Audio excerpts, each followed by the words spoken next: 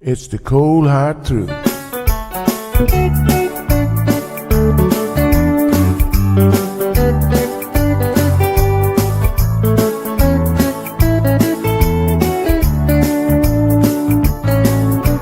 Everyone really want to know what's going on with her show.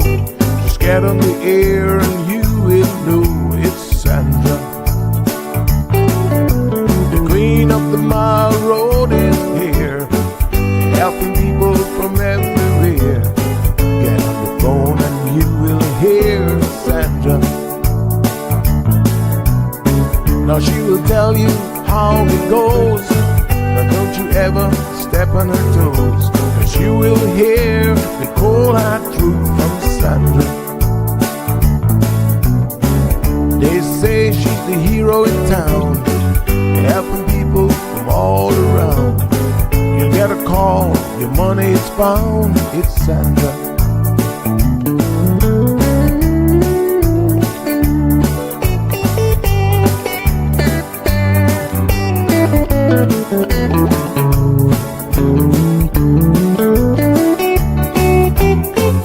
Some will call her late at night just to say that there is a fight, and she will not just leave it alone. She'll get up and call on the phone, and when politics starts on her show, everyone really wants to know the way the things will really go with Sandra. And some will start to criticize, get on the show and tell pure lies, but someday we'll realize it's Sandra. And when they start to argue again, she'll pull the heads to the wind, and soon you will be a friend with Sandra. 'Cause every day everyone wanna hear from Sandra. 'Cause every day everyone wanna hear from Sandra. 'Cause every day everyone got to hear from Sandra. 'Cause every day everyone got to hear from Sandra.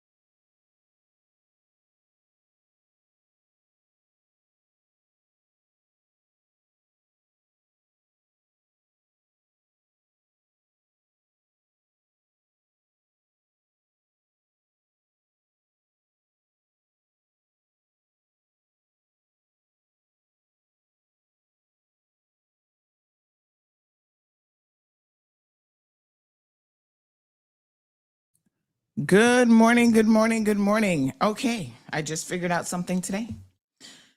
Someone says, sometimes I hear you talking. And I was like, where? Where are you listening? And after all this time, I have finally figured out what's going on. Okay.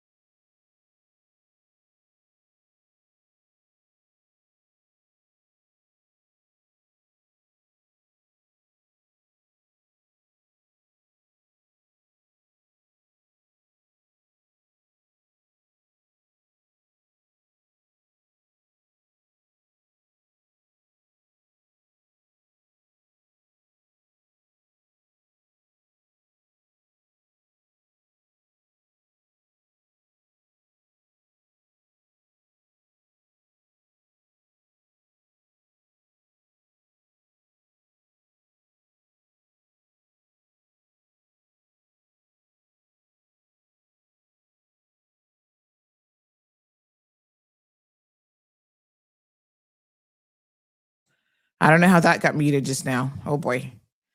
I was just saying, every day we are learning. That's what life is about.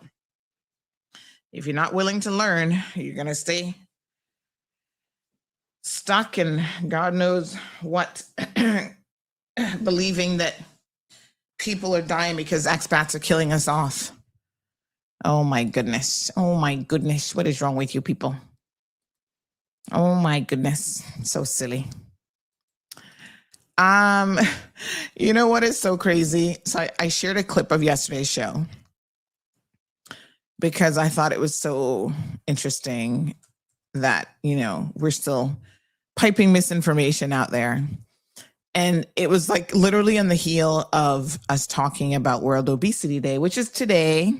Today's the day. Yeah. World Obesity Day. Welcome. Happy World Obesity Day to everybody, but in particular, those of us who are in that. And that's including myself. I am not excluding myself because I'm in that category. Those of us who are in the 70% of Caymanians that are obese and carrying excess weight. Welcome to the club. And it's not a club that we should be proud of being in. It's a club that we need to do better with, honey child. But I do find it interesting,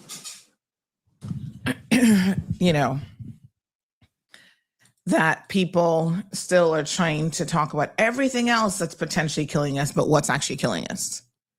To me, that's just weird.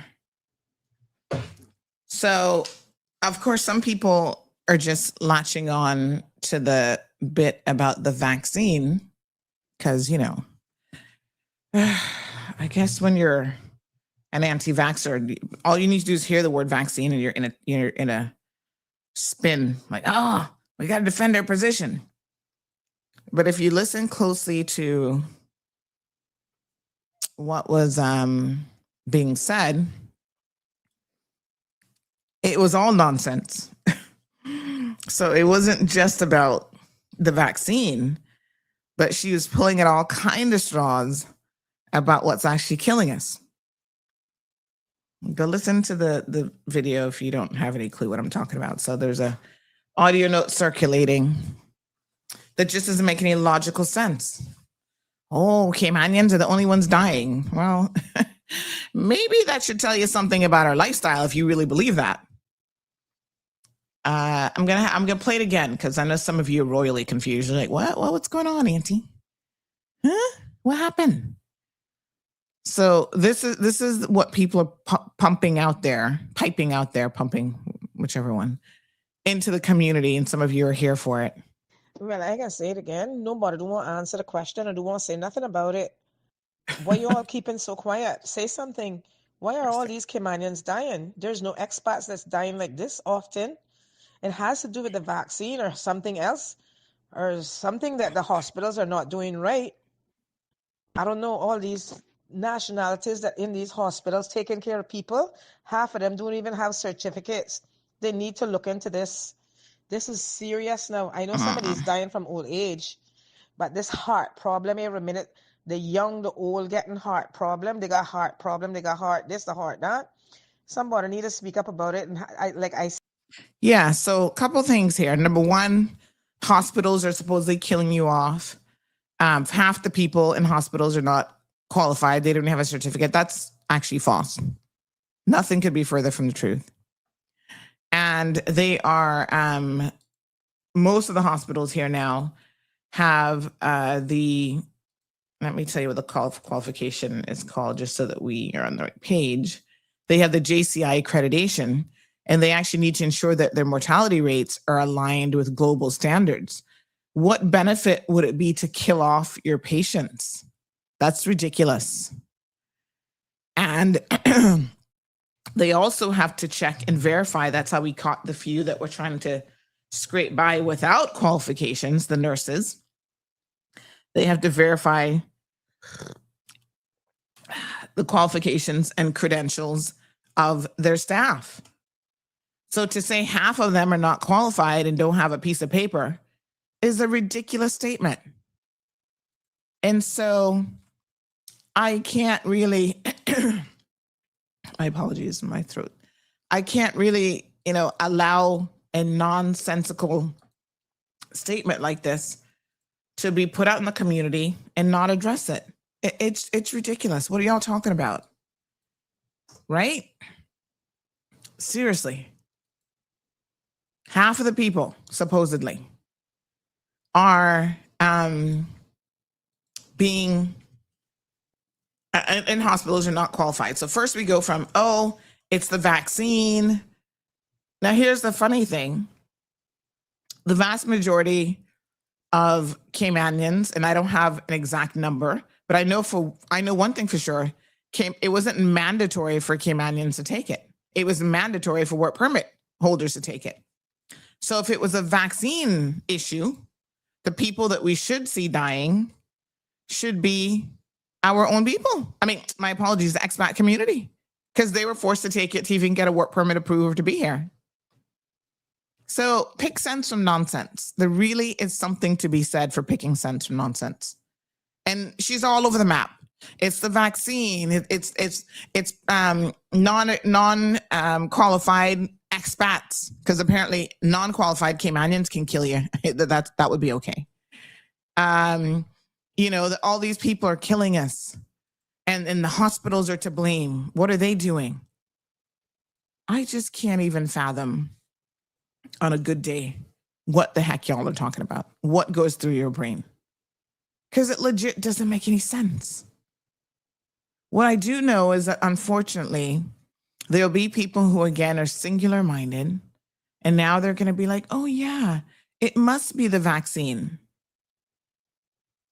Okay.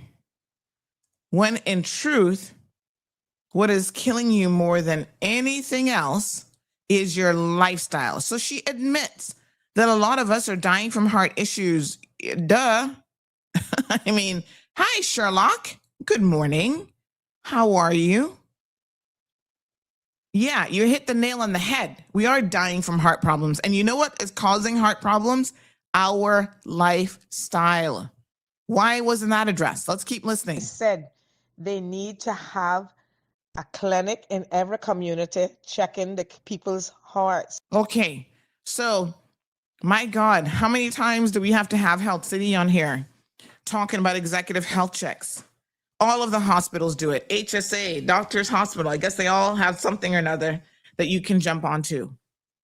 I just know that Health City has it because they're constantly on here promoting it and giving you specials, telling you go in, know your numbers, right? Have your blood pressure checked, have all these things checked. No one really should have an excuse as to why you do not know your baseline numbers. It's as simple as that. Figure it out. There's no conspiracy to kill off Caymanians. And what it is, and this is really sad, quite frankly, because again, this is just giving people an excuse to sit down and do nothing. And that's where, I know we're lazy. I know we're eating all the wrong foods. When you see a plate of Caymanian food, you don't see any vegetables on there. You're lucky if you see a little piece of lettuce and tomato, right? We're starch eaters. We love our potatoes, our pasta, our rice and beans, white rice, every single meal we have. And I know y'all love to talk about fast food, but stick a pin. Because if you think cooking at home is any better, not the way that you guys are cooking your food, not what's on your plate. Every single meal, Caymanians can't eat nothing without rice, right? We got to have all the meats, all the rice, potato salad. Take anybody on a Sunday, and I challenge you to see what they're cooking. And if they have one little scoop of vegetables, boy, you lucky, because that's not going to be the case. That is what y'all need to be talking about. Talk something with sense. And I'm just saying, we're all in the same boat. I'm the exact same way. And it's a product of how we have grown up eating the foods that we're accustomed to. So we need to rewire our brains in terms of what we're going to eat, the lack of exercise, the sedentary lifestyle. That is what is killing our people. And the thing about it is, I don't personally want to sit here and talk about the Caymanians that are currently have more recently passed away. However, because that's what she's referring to, because we had Joey, passed away last week, and Austin's brother, but every single one of them, I could look at them just looking. I don't need to see no health records and say, this person wasn't healthy. You're lucky the heart lasted that long. When you're carrying 200-300 pounds in excess weight, plus you're a smoker, which clogs up your arteries, right? Health signs were there long before. Swollen ankles that are discolored, diabetes, high blood pressure. Some of these people are taking all tons of medication for years. You're not having apparently healthy people just up and drop down dead. No, these are people who have had a long history of health struggles. And like I said, I don't really want to get into their business, but because this has become a conversation of apparently only Caymanians are dying, which actually isn't true, other people dying too, but we are dying at an alarmingly higher rate. I, again, can't necessarily fact check that. I would have to ask the hospital or the funeral homes to really even make that a premise for a comment. But if we are, there's some logical reasons why. Number one, we account for the majority of the population. So just a numbers game. Number two, it might appear that way because most of the people when they die, well, that they're dead. If a Filipino worker drops down dead here today, you don't know anything about it. You probably don't even care, right? Unless you're connected to these people in some way, you're not sitting here going, oh, wow, last week in the Filipino community, this one had a heart attack, this one died, this one did. No. Or any other community. So it's also like it's the size of our community where we know everybody. And some of these people are a little bit more high profile in terms of their, standing in the community. So I've just gotten one of my sources who's very familiar with the number of people that are dying. They actually said the Caymanian deaths are proportionate. So it's not it's not that there's more of us dying, like 80% of people who are dying are Caymanians. This was like, no, it's a proportionate number. Caymanians dying, expats dying, everybody's dying, because that's the only one thing we know for sure. Once you make it in this world, you got to exit. There's some exit plan at some point. Some make it a little bit longer than others. It's just that when people say this in a group with hundreds of people, and some of them are just sitting there looking for, something to criticize. Oh, the government isn't doing enough. We need a health clinic in every single community. Why? Because you can't get up, get a bus, or drive to the one that's just a couple miles up the street. I live in Lower Valley. I got Boddentown Clinic right there. And what are you going in there to say? Check my heart. They're going to look at you and say, right. When was the last time you did an executive health check? When have you had your numbers? Let me talk to Caymanians this morning.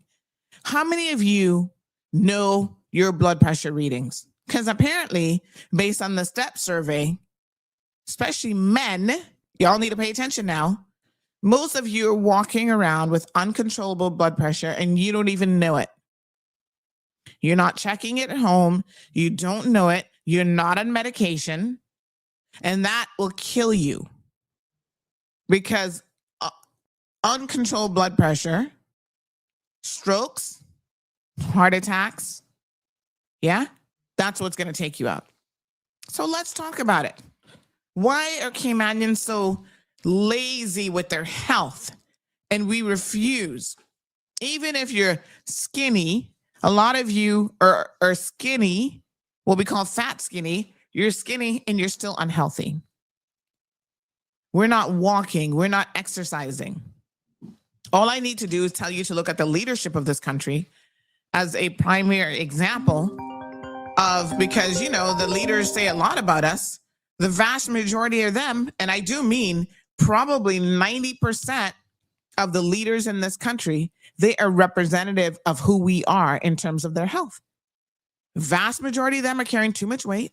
They're overweight. They're not healthy. They can't get it under control, not losing any weight, not walking. They're stressed out, because don't forget now, stress, lack of sleep, all of those things contribute to your heart health as well.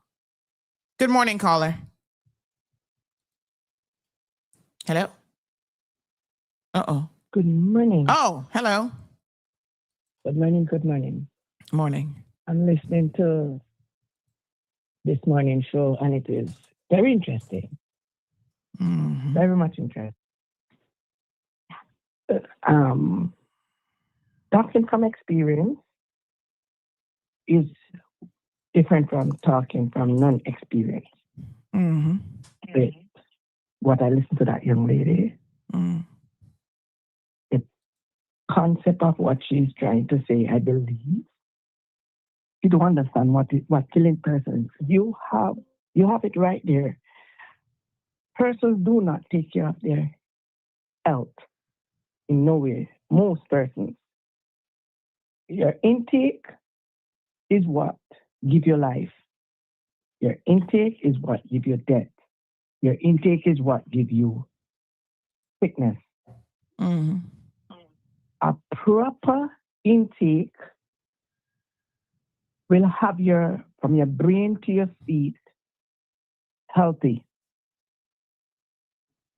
Mm-hmm. Ask most persons today, whether they are Caymanians, Jamaicans, wherever they want to come from. Most persons from their lead under their parents' covenant, they don't know what it is to deworm, flush, cleanse. Well, detox. let me say this, caller, because I know a lot of people into this whole detoxing thing, right? Yeah. It's like the concept that you can outrun a bad diet. You cannot outrun a bad diet. You cannot detox a bad diet. So it starts with what we put in our mouths. And if we have to be honest, Caribbean people on a whole, and I'm going to include all Caribbean islands, Caymanians, Jamaicans, Trinidad, all of us, we're just not healthy eaters. Not healthy eaters. And Like that's the I bottom line. said, look at the average Caymanian meal, a plate of food. And I know this myself because I sit down and I will eat a plate. Caymanians not into salads. When you go to a restaurant, you'd be like, oh, you want to try a salad? What? You want me to try a salad? No. They want something with rice. They'll do chicken. They'll do beef. They'll do pork. Yeah. But every meal has to have rice. So if you're eating 3 meals a day, we got potatoes, like in the form of like potato salad, mashed potatoes, something. And the quantities that we're eating is also incredibly ridiculous. And then we cook with a lot of salt because, you know, we can't eat bland food. We're like, well, we got to have seasoning. And for us, seasoning is largely salt. A lot of meat's already salted. And then we add salt on top of it. Right? We put on a little bit of pepper, a little bit of hot pepper. Caymanians love ketchup. Do you know ketchup is one of the is the single worst condiment? Because it is loaded with sugar. So we sit down, we eat carbs, and then we got to throw a bunch of ketchup on it. And even the Irish potato that they love, the potato salad, is one of the worst things to your system. Mm-hmm. I did a research on it, yes. Because it do not come, it don't leave your system right away. No. If you eat the sweet, what you get from the sweet potato, you don't get it from the Irish potato. And these red beans and everything, that's protein. And if your body have protein from everything you're taking on your body itself, it's protein. It's protein on top of protein. And anything is too much in your system, that's what deteriorates your system. Mm-hmm. Leave me there, my And I am dear. talking. I want some doctors to call in this morning because they're the ones who are on the front line of this and tell me what they are seeing in terms of people walking into their office. Is it the COVID And vaccine that's killing people? A lot of people didn't even have the vaccine and they're still dying. No. It's not this vaccine killing people. It is not the vaccine, people. A lot of persons have underlying issues. And the underlying issues is invisible. It's not visible. Well, a lot of times it's visible in our size and our gut circumference, and we are still comfortably They don't ignoring understand their body. And their body talking to them, but they don't understand. Yeah. From a doctor perspective, I have experience with doctors. I can talk of my experience. I cannot talk about other people's experience. Mm-hmm. And I am going to talk it Yeah. on the ear because it's a lot that I have contained with, and it damaged me. Mm. When you go to HSA, I'm not going to talk about every doctor. I am talking about doctors that I experience. They're asking you what you want to take today. What is your situation? And you see they go on the computer. I have experiences. I can call names, but I'm going to write it in letter. And I went in there 2022, and I have rheumatoid arthritis, and it was something. Let me stop you there because I do have a very finite. I have to end on time today, right? So I know that you want to get your story out. We're going to do a show specific to your story, but I want to keep it general here and not get too deep into your story so that when you come on, you're not rehashing it. I don't want to get deep. Yeah. So when you come on, you'll have your time to definitely break down your story for us. I'm going to send you a photo now. We definitely want to hear that story for sure. All right. I'm going to send you a photo now. Thank you so much. 8 months. All right. Thank you. Yeah, good. So again, we all need a dose of the cold hard truth, a reality check, because the truth of the matter is we are lying to ourselves about how healthy or not we are. Yes, there's silent killers. Blood pressure is a silent killer. But most people who have blood pressure issues, you can look at them and probably guess that something's going on. It's not that, it's not that that difficult, right? Let's be very, very honest. Sorry, I'm just sending our staff a message here on a story they need to put up. So let's look at the stats in terms of the deaths here in the Cayman Islands. Thank you so much to someone who sent this in. This is a death rate comparison by location. And you can see that, funny enough, the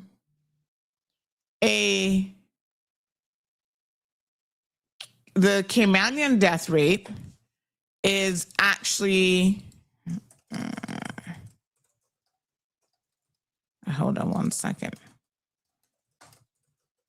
The Caymanian death rate is actually quite a bit lower at 4.8 to 4.9 deaths per 1,000. So we're actually even below the region average. We're definitely way below the UK, way below by about half the United States, Canada. So the irony in all of this is that you could actually easily argue that we're healthier in some respects than these other countries, but it's not that. Don't take that away from it, because that's not what's happening here. What you have is the crime rate in those other countries probably significantly contributing to this. So in other words, what's killing them isn't just the health and the lifestyle, right? It is also their murder rates and so on, which for us, because in the US at about 9 per 1,000, that's almost double the rate of Cayman. UK, same thing, 10 per 1,000, partly due to much older population structure. So you need to look at why. You do need to look at the why here. But this is pulled from the UN population and World Bank data and statistics. So one of the things that they're saying here why Cayman's rate is actually lower is we tend to have a younger population, working age residents. So this is including the expat population, fewer elderly people. Well, not if you pull out just the Caymanian population. However, we're not talking about just the Caymanian population. They'd be talking about deaths reported for the entire Cayman Islands. Now, here's what AI has to say, which I have to chuckle and laugh at. Not 3, hold on. What it actually says here as number 2, why Cayman's rate is lower, a healthy migrant workforce. Most expatriates, it says, move to Cayman specifically for work, and working age populations tend to have lower mortality. Notice what it says. It doesn't say Caymanians are healthier. It says that our numbers are maintained lower per capita because of a healthy migrant workforce, which makes sense because we require some degree of testing, not as much as we should. This is an area that I'm advocating for change, where workers come here and they have to do, the basics. But guess what? I know for a fact, and we as a country should know for a fact, that we do have some people who come here who have health issues, and they are trying to covertly get here in order to get the medical coverage. So in other words, they know they have cancer. Happens all the time. You got someone in Jamaica who knows that they've been now diagnosed with cancer. And so they want to come to Cayman. They just want someone to take out a work permit for them so that they can get insurance to come here for treatment, because unfortunately, they're not going to have access to treatment in their own country at a relatively low cost. The cancer, you can speak to any of the organizations, any of the NPOs that do vouchers and that sort of thing,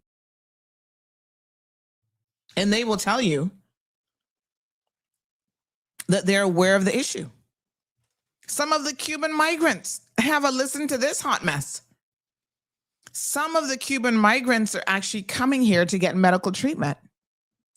We had 8 in this last batch.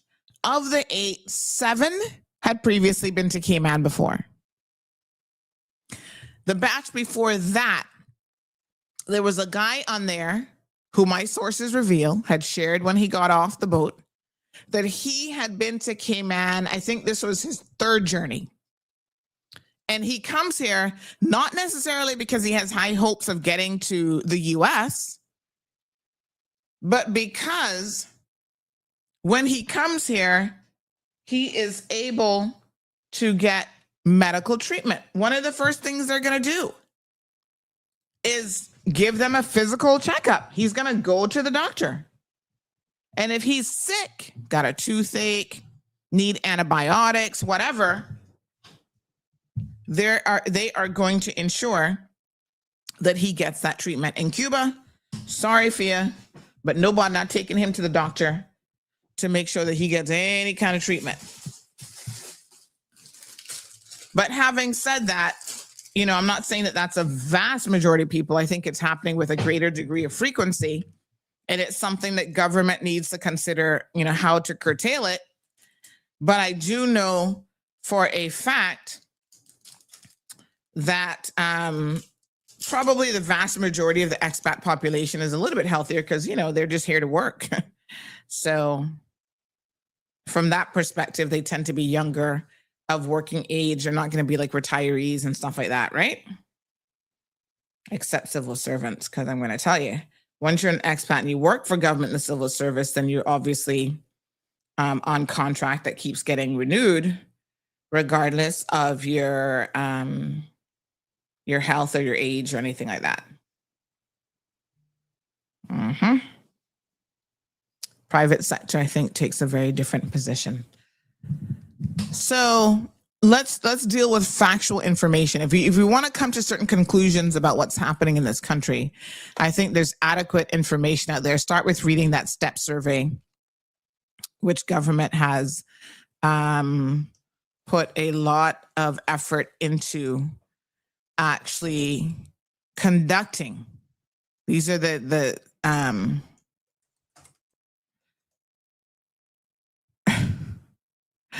these are the these are the facts that we're dealing with. So this person says detox is the last of it. What is the point of detoxing a cesspool that is still in use? I have to give that statement a kaboom. That sums it up, honey child. High fructose corn syrup, skinny, obese. Yep. And the other thing, let's talk about the elephant in the room. The other thing with Caymanians is Caymanians love to smoke and drink. Now, I'm not saying the expats not smoking and drinking, because God knows some of them on a permanent party.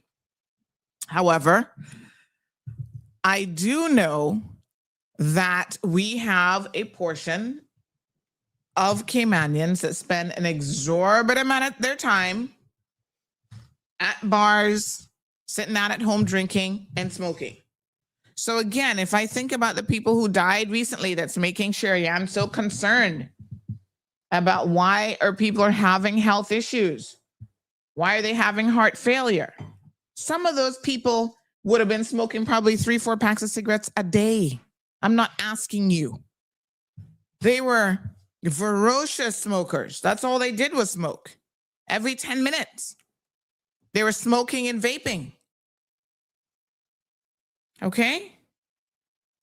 Some of them had past issues with drugs. You don't think that takes a toll on your heart? Cocaine use? Marijuana use? What's the other drug of choice? Alcohol use? Y'all need to go look up what alcohol actually does to your bodies. You would not even casually drink alcohol if you knew the truth. It is literally a poison to your system. And I'm not saying this because I don't drink, because I know what y'all thinking. Well, Sandy, I got to worry about nothing because she don't drink. It's not about me. I mean, trust me, right? I get it. Every single event, social event, birthday parties, this, that, y'all be looking for an excuse to drink. I have sat down to lunches with Caymanians. I'm not calling any names, but I'm just saying. And they will sit down and not have one glass of wine, but we'll have like 4 or 5 glasses. And it's nothing to them. Like, it doesn't even faze them. They're not tipsy. They're not drunk. They're not nothing, because their body is so used to the alcohol consumption. Now you're poisoning yourself with something that is like a known poison. What a point. What is literally the point? So own it. If we're going to be this incredibly unhealthy, community and country, yeah? Don't put it on anybody else. Let's just own it. We're choosing to be unhealthy. We're doing all the wrong things. Yes, I guess that's a choice. Everything's a choice. But don't try to blame the government. Don't try to blame a vaccine. Don't try to blame expats for killing us off. Don't blame anybody else except ourselves. Take ownership of it. That's the point of this whole conversation. I'm not trying to make y'all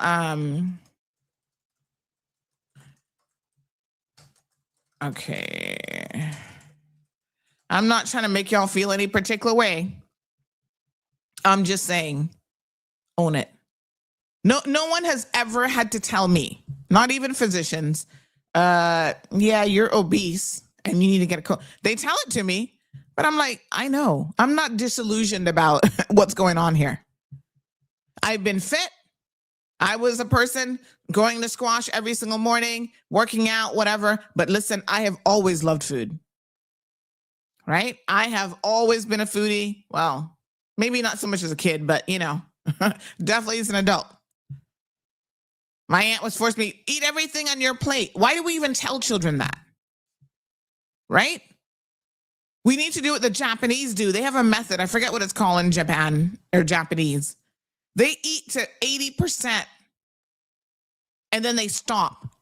They don't eat till they're stuffed. Then we sit down at the table and we go sit in front of the TV. We're not moving. We're not doing anything.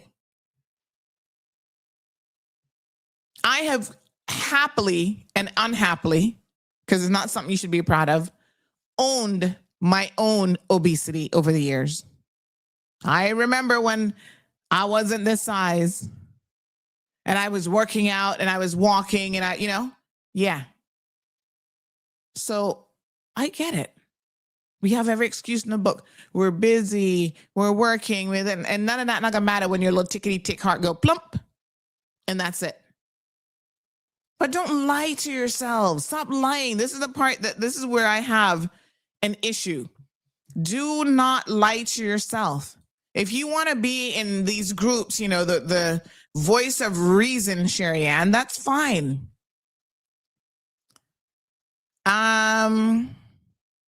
Be the voice of reason, but make sure if you're the voice of reason that you're actually talking some kind of sense. That's why I'm not trying to insult my cousin, but literally when I first heard her voice note, it occurred to me around 11. Right. Oh, my apologies. Good morning, caller. Give me 1 second here. Let me just adjust it so everybody can hear you. Good morning, caller. Welcome to the program. Good morning, Sandy. How are you? Not too bad. I can barely hear you though. Hello? Yes, I'm wondering. I'm trying to figure out why I can barely hear you. Hold on 1 second. Let me make sure now all these buttons are turned up. Is it because it's a WhatsApp call? No, because I should be able to hear you on WhatsApp. Give me 1 second. Let me just double check some of my adjustments here. Something is a bit off. Why I can't hear you. 1 second for me. Audio. Hi, caller. Hello? No, that's not any better. Okay. So it's not that one. Hold on. Let me check one more thing here. Hello, caller? Nope, that's not it. Uh-oh. Huh. Some setting has changed. I'm trying to figure it out while we're talking. Give me a second here. Let me see here. There's only so many things that could have changed, I think. Let me see what's going on. Yeah, right. All right, hold on. Let me just check my volume mixer. Aha, I think I see what it is. Yes, try it now. No. Huh. What's up calling? Hold on. What's up? How about now? Hello? No. Oh my goodness. Can you do me a favor? Call the other. Let me see here now. Maybe call. Oh, I think I got it. Hold on. Hello? No. Shoot. Hello? Nope. Hello? Output device, input device. Hold on. Let me reverse these two. Yes. Hello? Oh, man. Nope. That's not it. Do me a favor. Call the show number 936-2626. I think we'll have better luck with that one. Because you're actually calling me on my personal number. So call that one. I think we should be able to get you sorted out. Yeah, I don't know what's changed. Oh, boy. I'll have to fiddle with it and see what's going on. That's a mystery now that I feel like I need to solve. Okay.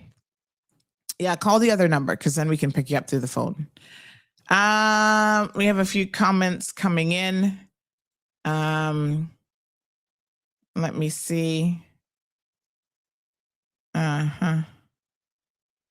Let's see here.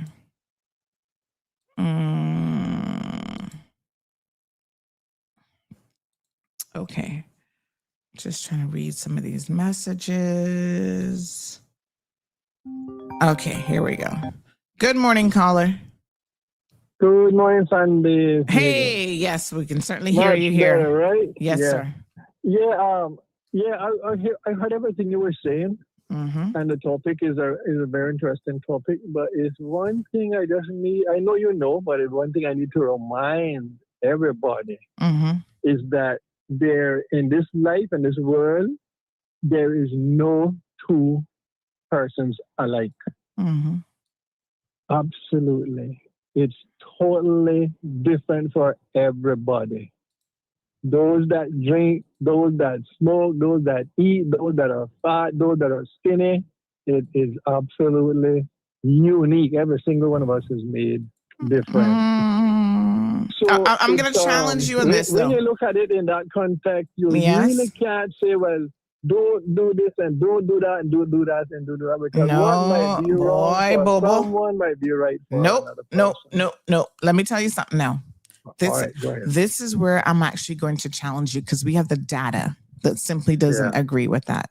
So we have data-driven decisions. So I know, and I think this is another way in which we lie to ourselves, right? Because we can all think of that one uncle or grandfather who did everything wrong. He was a smoker. He smoked his cigarette or his, what the other one's called, cigar. He drank until whatever hours of the night every single day, and he lived to be 100. We all have that one anomaly story.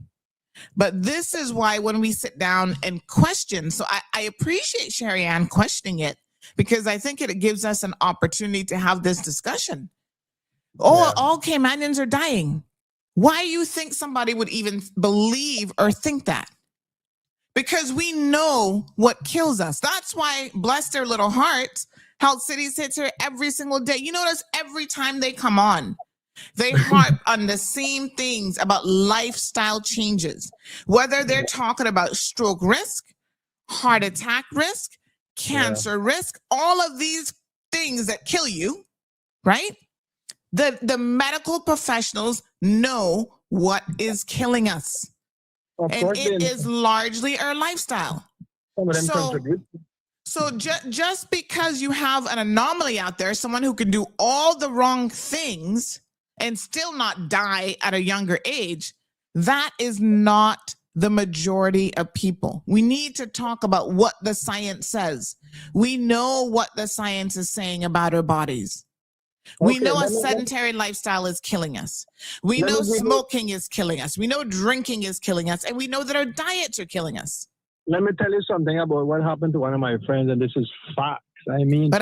But what I'm telling you is your friend might be an anomaly. You can't advise people based on an anomaly. Listen to this. Listen to this. This friend of mine got vaccinated for COVID. Okay? Yeah. He goes home feeling safe and fine. Weeks later, his left arm started to swell up. And he didn't pay any mind. He figured it would go down. And he's a type of person that he rarely even go doctor, but he just overlooked it and keep on overlooking it. Until one time he got fed up, it wouldn't go down. You know what he did, Sandra? This might sound weird, but you know what he did?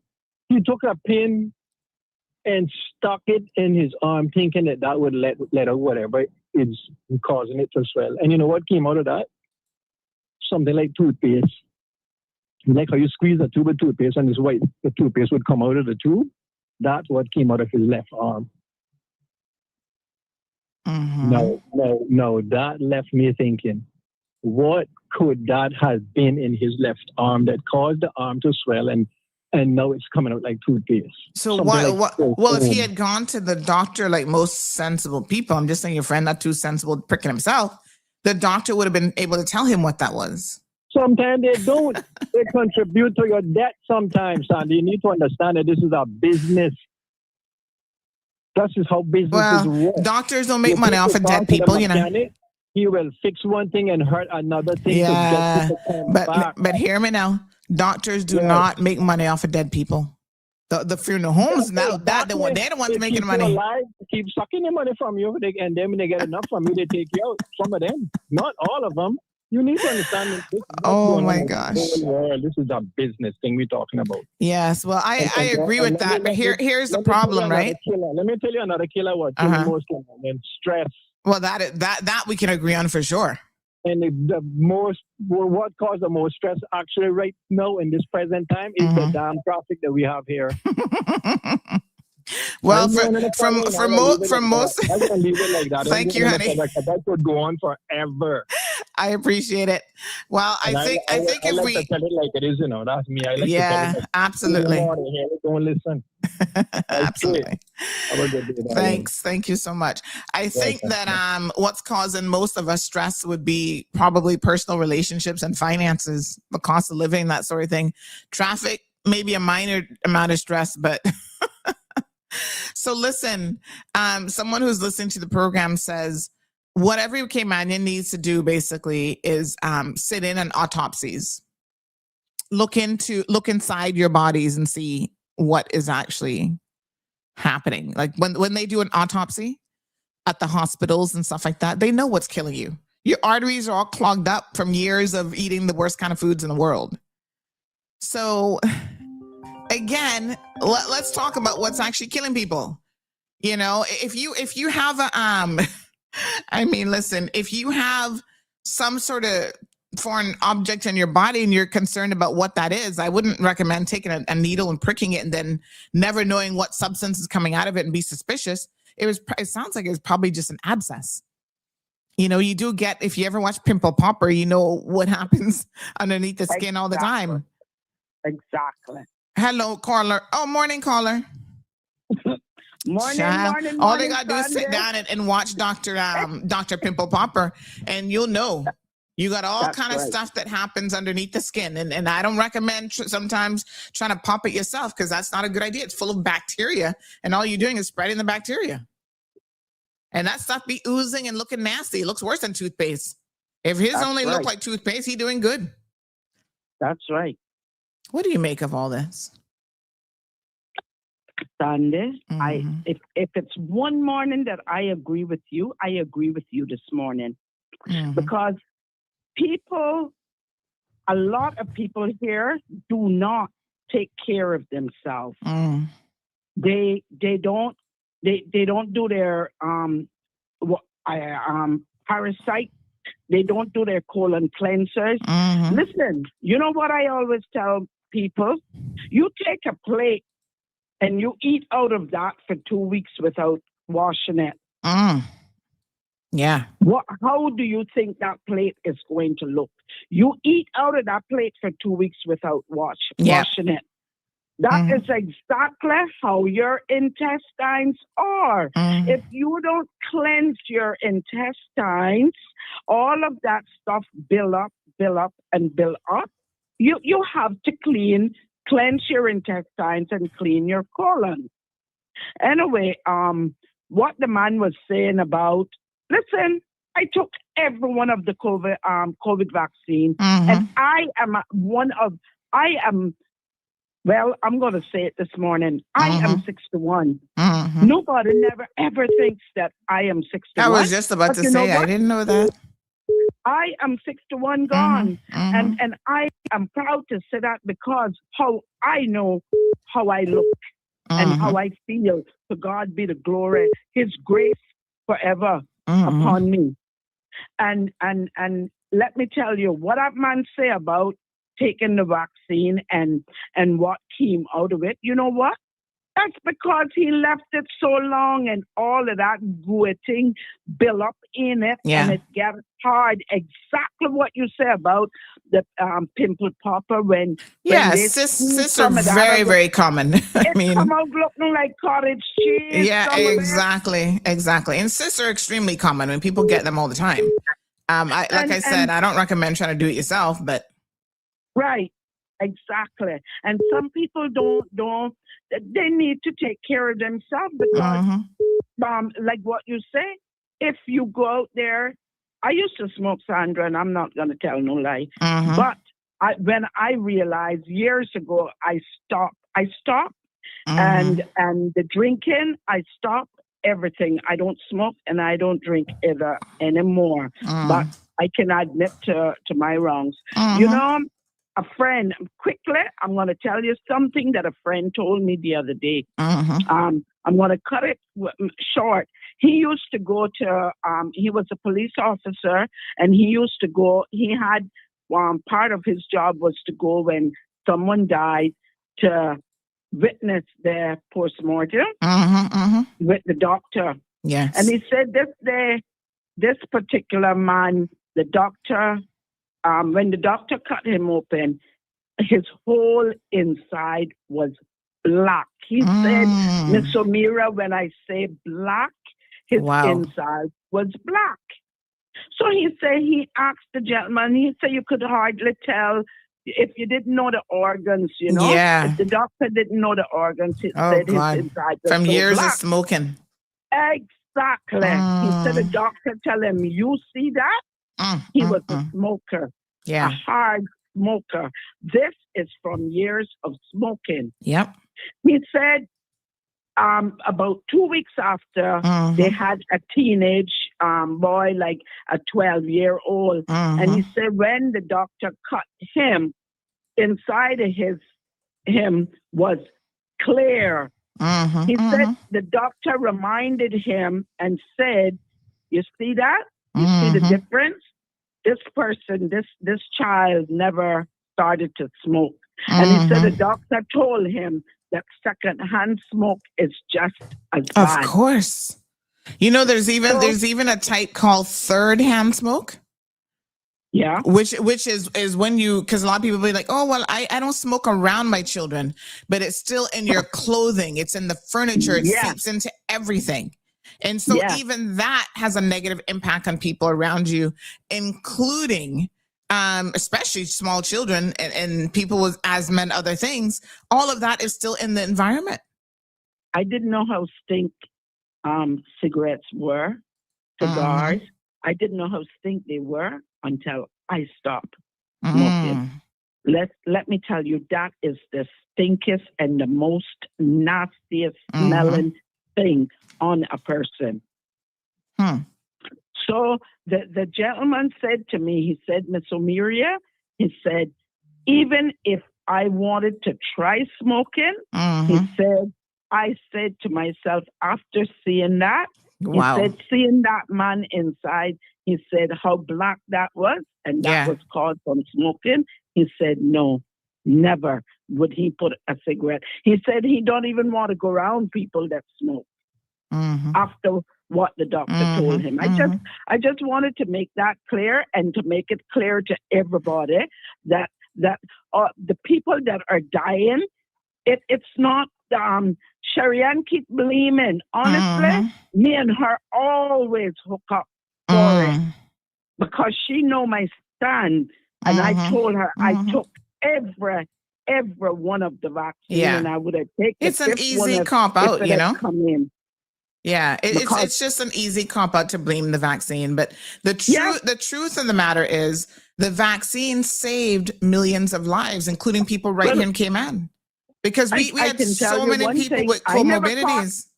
I never caught the COVID. Not a soul in my household. And even the vaccine wasn't to prevent you from catching it, because even if you caught it, it was you trying to survive it that was critical. Yeah. Yeah. So I mean, you still caught it, but I caught it. And I survived it, and I knew that I was someone who would have been, because again of the obesity and high blood pressure, all of those things which we thought were minor things with COVID, that was, I don't want to quite say a death sentence, but it puts you that much closer to death, because the way that vaccine operated with people with comorbidities, even perfectly healthy people. We had quite a few stories, well, a handful, I would say, of stories of people who were fitness experts who went out there and purposely caught COVID, and then it killed them. because they thought COVID was something to play around with. Yeah. Yeah. Thank you, Well, I caller. can tell you one thing. High blood pressure and diabetes is a silent killer. I have witnessed it. And if you don't take care of yourself and if you don't treat it properly, you cannot survive it. It will. Yeah. It will. When I say it will creep up on you, it is best you go and get yourself checked and make sure, because I have seen it happen to a loved one of mine. Yeah. Going perfect, going good. And when that sugar hit, that it had already destroyed your kidneys and whatever, it is a silent killer. Yeah. It don't make you feel sick or anything, you know. Yeah. Okay, Asanda, I'm going to leave you there. Thank you. Have a wonderful and a blessed day. Thank you, my dear. And the rest of the man. I appreciate it. Thank you. And I mean, like I said, everybody's entitled to their opinion, right? But you can't deny the facts. And to that caller's point, we can go and look and see. And, when COVID came out, there was a lot that was still unknown about the disease. But here is what she's talking about: a healthy lung of a non-smoker versus that of a smoker. And this is the same thing with vaping. Y'all are out here acting like vaping is the thing to do, and you're replacing vaping with smoking. Guess what? Vaping is killing you the exact same way and may potentially even be worse. Popcorn lungs and all sorts of foolishness. Good morning, caller. Hello. Good morning. Hi. Sandra. Morning. Yeah. Hi. I was just listening for about 15 minutes. I heard a lot of people talking about stress and natural. Anyway, I'm 64, and I really don't care. I think I have maybe 15 years left to live. I have my only childhood friend that I still am in contact with happens to be a doctor. Okay. And him and some of his doctor friends, he's in New York. Him and I think 4 or 5 of his doctor friends started a clinic in Brooklyn, New York. Right. And they had one wing where they practiced Western medicine, needles, pills, and stuff like that. Then they had another wing that started holistic medicine, herbs, teas, things of that sort. And they noticed that the recidivism rate for the Eastern medicines was much better than the Western medicines. So my friend and his cohorts learned Eastern medicine because they said, well, that's what we really want to do, is actually heal people. And it took a little time and a little unlearning and relearning and stuff like that. But it's one of the most successful clinics in the city of New York. See, when I moved back here from New York, I used to hear people talk about, oh, well, you take this leaf and you do that, and you take this herb and you do that. I was like, yeah, right. But you know what? They are right. They don't know why. They don't actually know why this soursop leaf will do that, but I know it does that. But of course, I had to figure it out. So it's fascinating, really. And like, if you're cleaning a barracuda fish and you throw a little barracuda gut at an ant nest, those ants won't touch it if it's toxic. They'll be right all over it if it's good. But why? I need to know. Most of the ants sense the smell. Okay. I really don't know. I don't really know the who, what, why, and how of everything. Yeah. But sometimes I just shut up and listen to the people who came before me. Yeah. That's often a good idea. I mean, yeah. Yeah. What was that last thing you said? What What was the last thing you just said? No, I said oftentimes that's a good idea. We need to learn and we need to, but leave me there. I appreciate the comment. We got another caller calling in.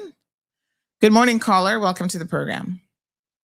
Good morning. Good morning again. Morning. I am listening, and Miss Amira is 100% right. Mm-hmm. I had to call her name. I'm saying to you, and I will say to the Cayman, in everything, it is your intake for true.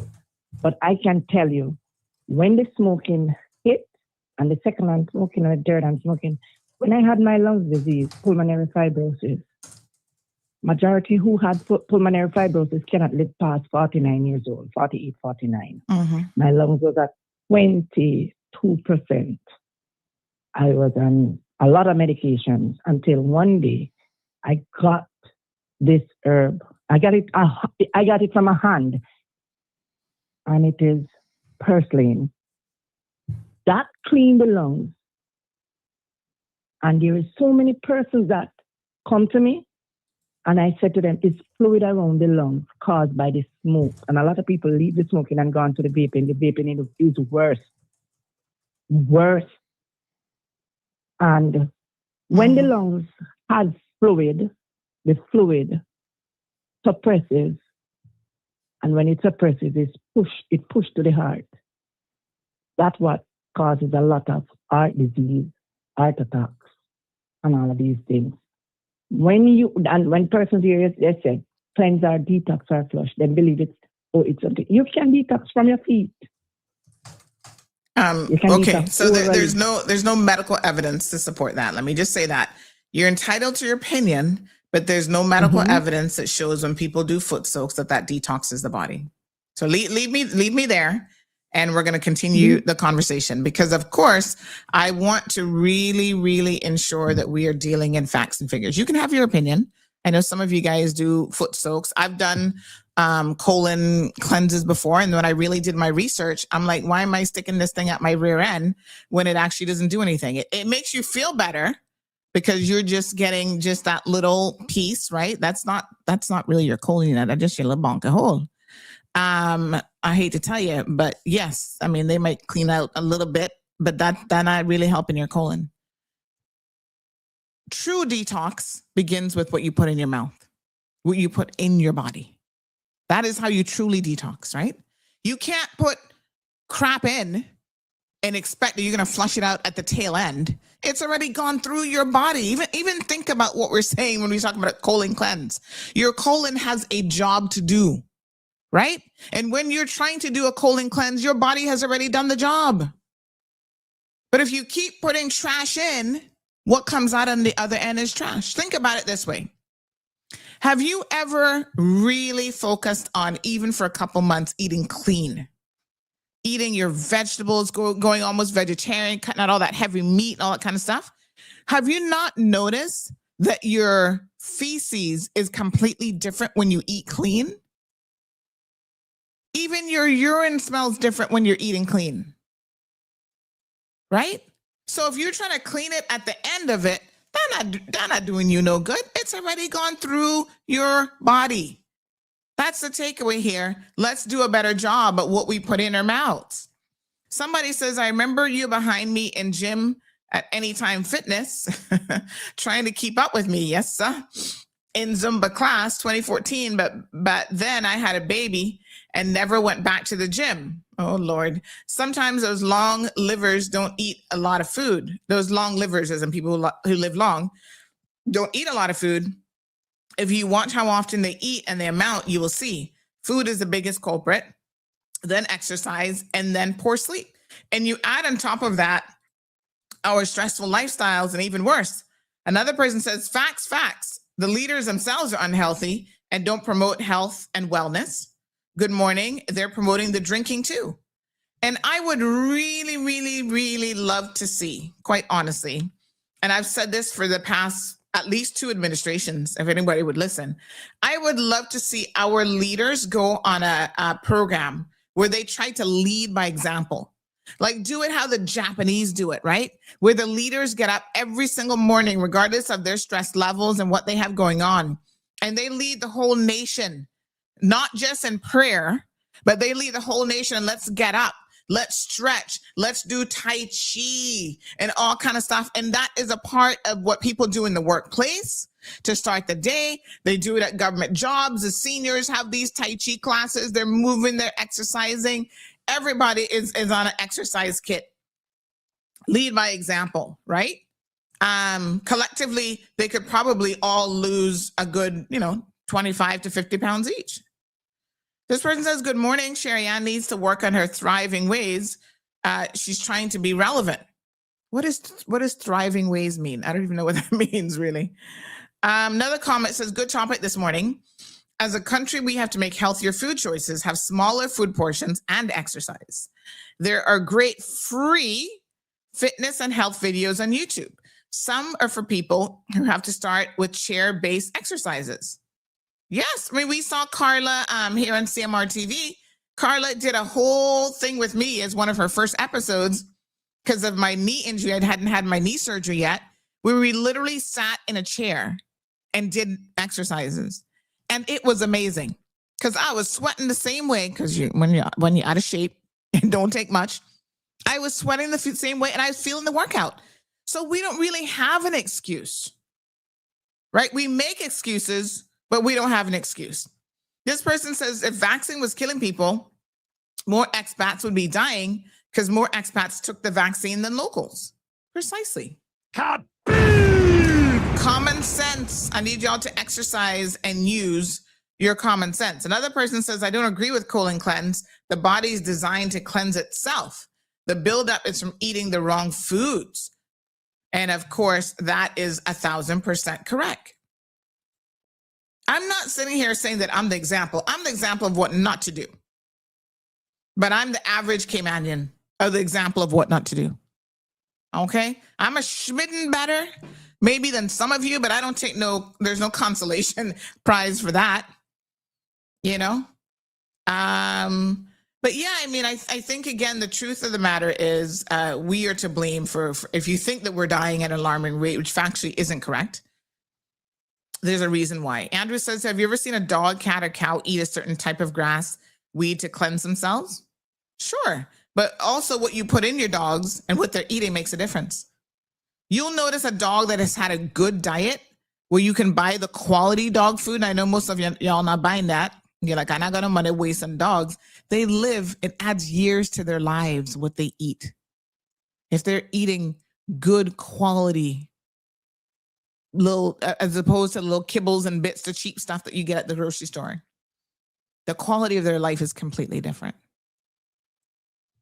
Yep.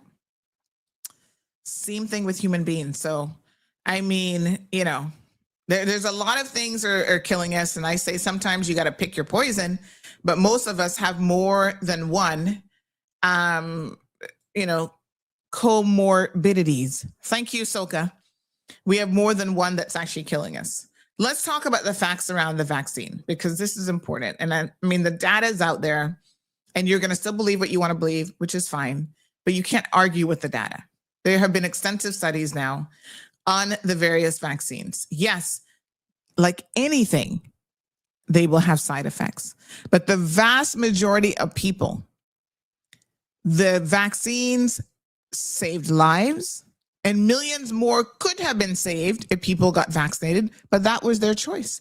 Right here in Cayman, we had, what's the young lady who used to work immigration? She refused to get vaccinated. She had health issues, pre-existing comorbidities. And so when she caught COVID, it killed her. It was ironic that she was an anti-vaxxer. And in the end, she was begging for the vaccine and it was too late, right? You can't take a vaccine when you're in your last leg and you have a low amount of oxygen and you're out the door. The vaccine at that point cannot help you. So the vaccine wasn't about preventing you from getting COVID. It was when you got it, which the majority of us got it, it gave you a fighting chance.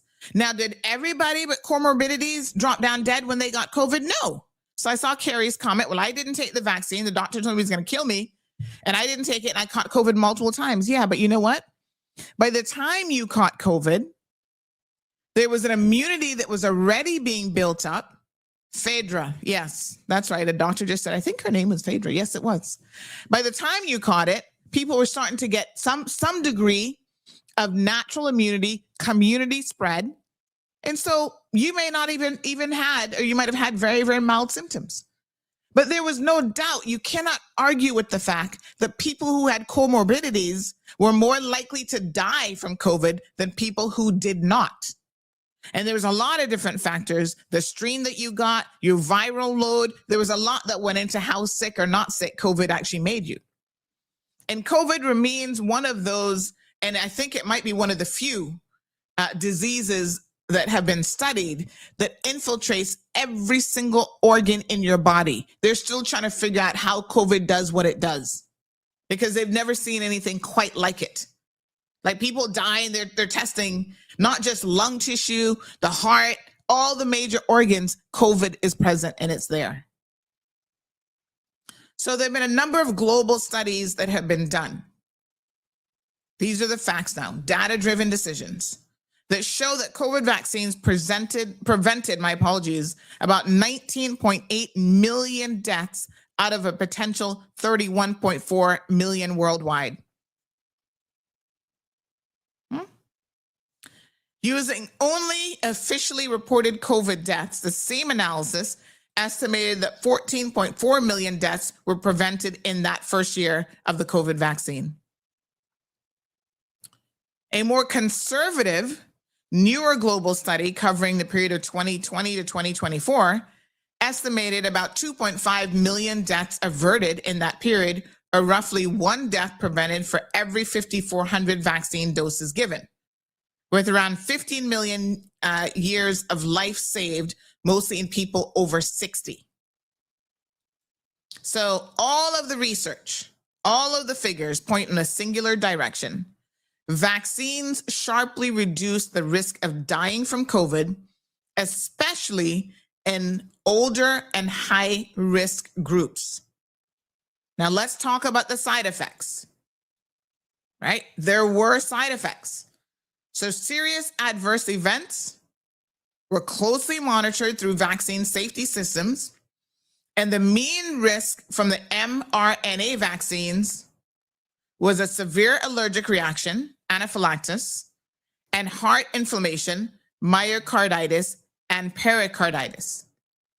But we know for a fact that your chances of getting myocarditis or pericarditis from the vaccine was still lower than what the vaccine itself was going to do to you. Because the vaccine itself also causes heart, my apologies, not the vaccine itself, the disease itself, COVID, also causes heart inflammation and issues with the heart. So in a review of the Moderna, the mRNA 1273 vaccine, anaphylaxis occurred in about 3.35 cases per 1 million doses, myocarditis at a rate of 5.6 per 1 million doses, and pericarditis at a rate of 2.89 per $1 million. Per 1 million doses. Myocarditis tend to occur in younger men within a week after the dose, 2 and 3, and generally mild and treatable. But there were a smaller number that were fatal. Right? The US CDC data identified myocarditis, pericarditis, and anaphylaxis as rare but real risk, with only a few hundred confirmed cases of myocarditis among tens of millions of doses of vaccine in adolescents and young adults. But what you need to look at, and this is what's important, is the COVID risk versus the vaccine risk. So like anything else, we go in, the doctor says, well, you know, we're going to give you this vaccine. There's a risk. Let's talk about what the risks are. The rate of possible risk versus most of us are going to get COVID. Okay?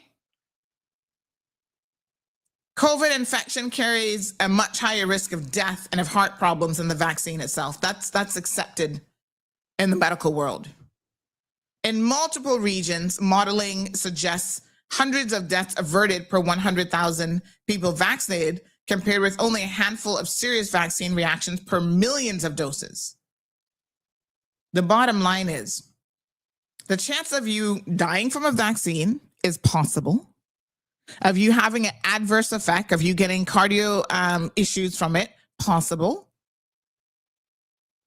But the chances of you getting it from the actual COVID disease or infection itself was much higher for those exact same ailments.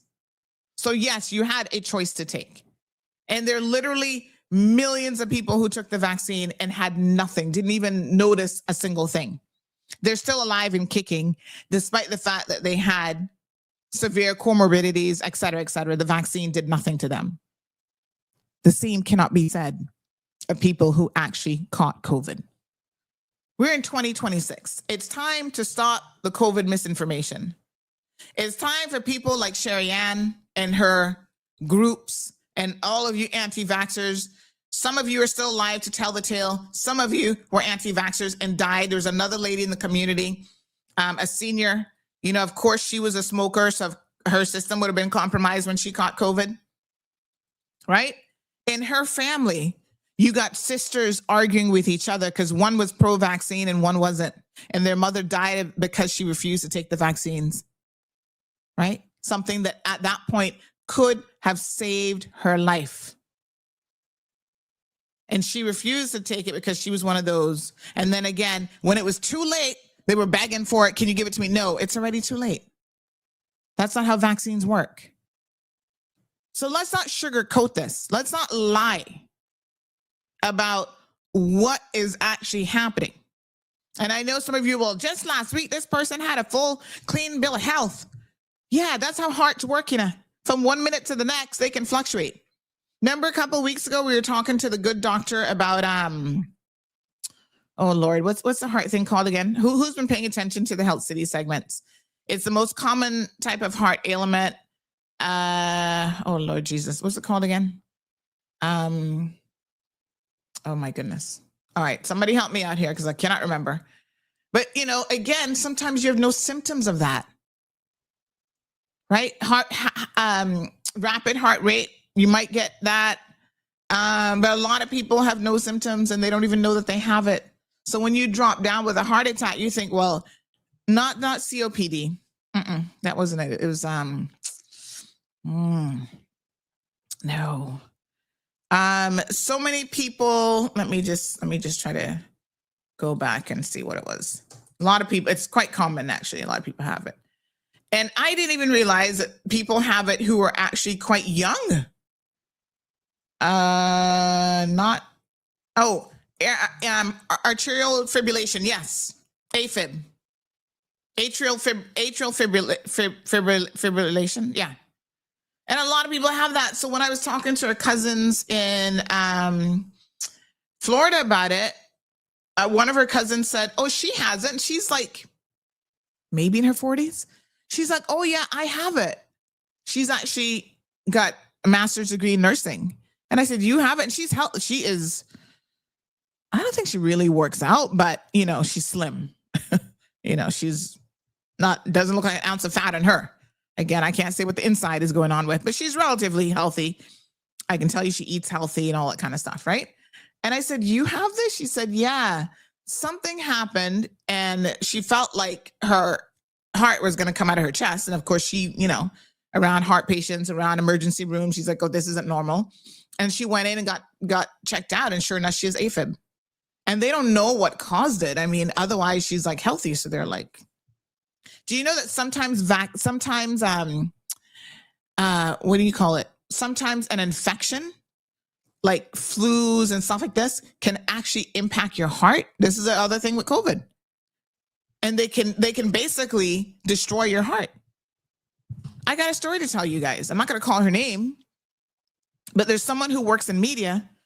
During COVID, she almost died. And she thought that she had COVID.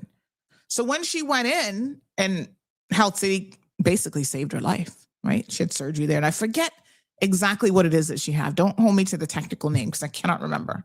I got to see if I can get her to talk about this, do an interview about this. I think this is how you educate people, right? So she thought at first she kind of felt sick, like maybe she had COVID, flu-like symptoms. She had like no energy, all this stuff. Eventually she went and got checked out. She had to have heart surgery because at some point she got an infection. They think it was years ago that actually impacted her heart, and slowly it was killing her. And so every so often now, I think she has to go in and get like a specific type of heart check and whatever, because there are infections that you get that attack the heart and will cause you to have heart failure, heart attacks, and whatever. So I can't recall if she actually has like a pacemaker or something inserted, but I do know that she had surgery, and she was out of commission for like months after this. She was like, I couldn't, slowly her energy level like kind of increased and stuff. And again, this is someone who, relatively speaking, is healthy. She's not overweight. She does Pilates, yoga, whatever, watches her diet. This person says, do you clean a clean house? Do you clean a clean car? Do you clean a clean colon? The shot slowed the run on A&Es and medical facilities worldwide. You know who we need to talk to? I gotta see if Kevin can get us in contact. There was this African-American doctor that came on the show during the height of COVID. Like, we were having evening shows. He was so good. And he was working in emergency rooms and stuff like that. And he was saying, listen, there's a lot that we don't know. So I can only tell you what's presenting, what we see, what we do know. And people who had low vitamin D levels, which unfortunately a lot of us suffering from that too, they had a higher rate of dying from all infections, but definitely from COVID and stuff as well. It was just so incredibly interesting. But have a look at this. Somebody's sharing this with us. Personal trainer is not African. I'm not very hearing tired. Oh, Ganesh. Okay, I am not hearing. This I feel one like is there's Ganesh, something eh? Wow. off with my That's a audio lot of here Ganesh. this morning. And where's the food? The food, the one that this one is garnishing. I'm sure you guys are not Eh? well. Okay, something. This one, this is the food. There's some audio setting that's off. But can this qualify as food? No, this cannot you guys be can the hear the food. video? But where is the actual food? Where's That's the strange food? because I'm not hearing it. Huh? What? Okay. But this is grass. No, I don't eat grass. I am a human being. How Let can you come me and look at carry my grass for me to virtual eat? faders Are we here. feeding Hold on. rabbits? How Are do I there get to rabbits them again? I somewhere can't here? remember. This is the food that I my can hear food the video. eats. This is not my food. I just did exercise and I'm hungry. You are bringing me grass. Or is this a sacrifice? Or I don't understand. It is, you Americans, it is only in your society that you people have I can't on normalized radio. dysfunction so So much radio that you cannot can't even hear it tell and the I difference can't hear between it. food for So human that beings and food means for that, animals. This is grass. How something can has you come changed. and carry grass for me to eat like I am a rabbit? Oh I am my not a goodness. cow. Okay, No, so no, radio please go can't and hear carry it, the but social actual media food can for hear it. me. All This right, one give I me a cannot second. eat it. If you have I'm gonna try and ugali, figure I will this eat. out while I continue to talk. Bring me some rice. If I don't know whose front lawn I you know we've went been and here butchered with before. machete to come and bring me this sad And and I just pitiful can't sacrifice remember. of grass.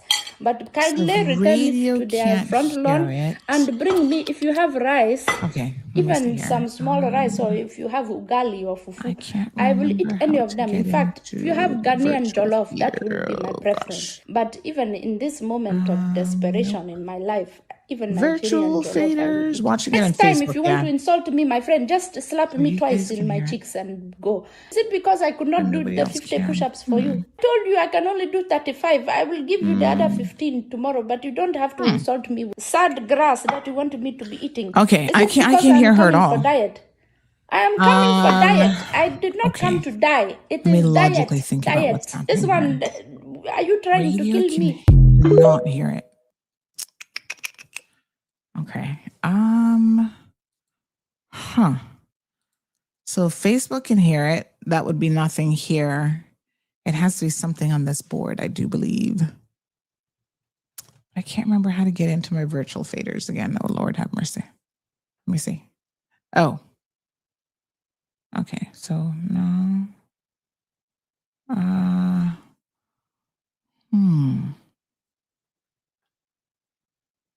Okay. You see. That's virtual. No. Huh. No.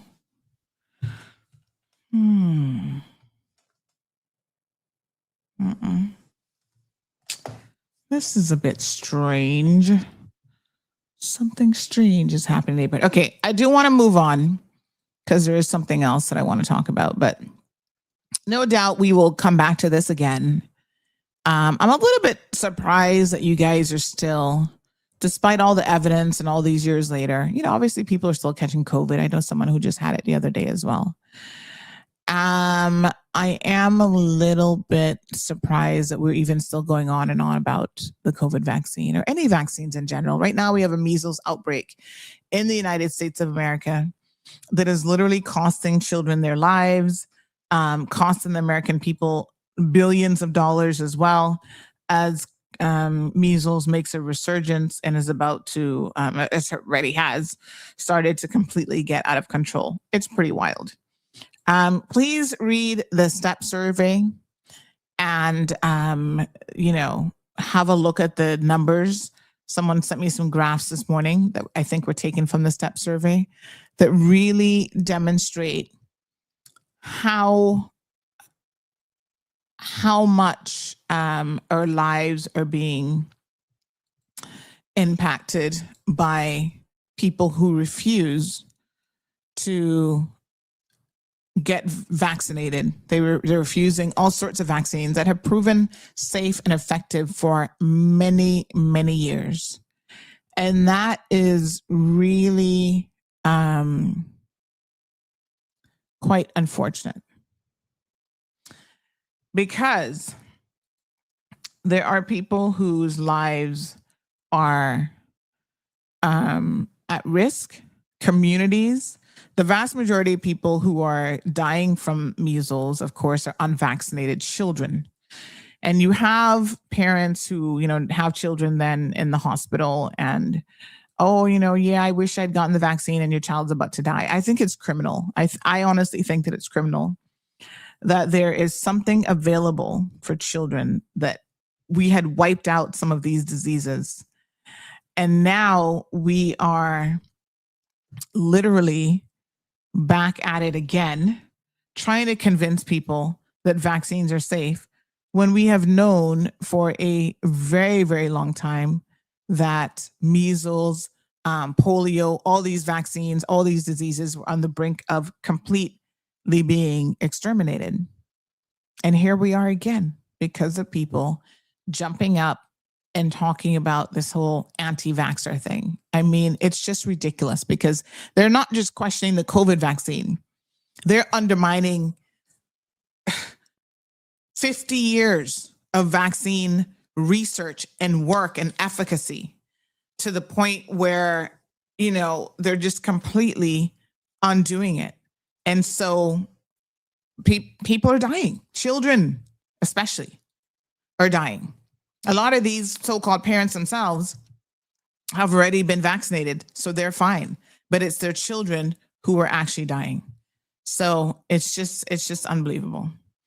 Anyway, let's move on. And I'm still trying to figure out why radio folks couldn't hear that. So there's some setting here I obviously need to adjust, and I don't know what it is. So let's move on. Okay. So let's talk a little bit about, maybe I'll just restart my computer and everything later on. Sometimes just a good restart fixes everything. I don't know. All right, let's talk a little bit about the acquisition of this building. So someone sent me an article yesterday that talked about government has acquired one financial place. And I've actually known about this for months. I knew that the government had started the acquisition process. The reason why, two reasons why I didn't say anything about it, I actually forgot. So brain, yes. And I can prove to you that I intended to post it because in January, I'm going to show you two images. This image here I actually took from a rooftop, and that was taken, let me get the date, at January the 10th at 4:49 p.m. Thank you, iPhone, for giving us such good details.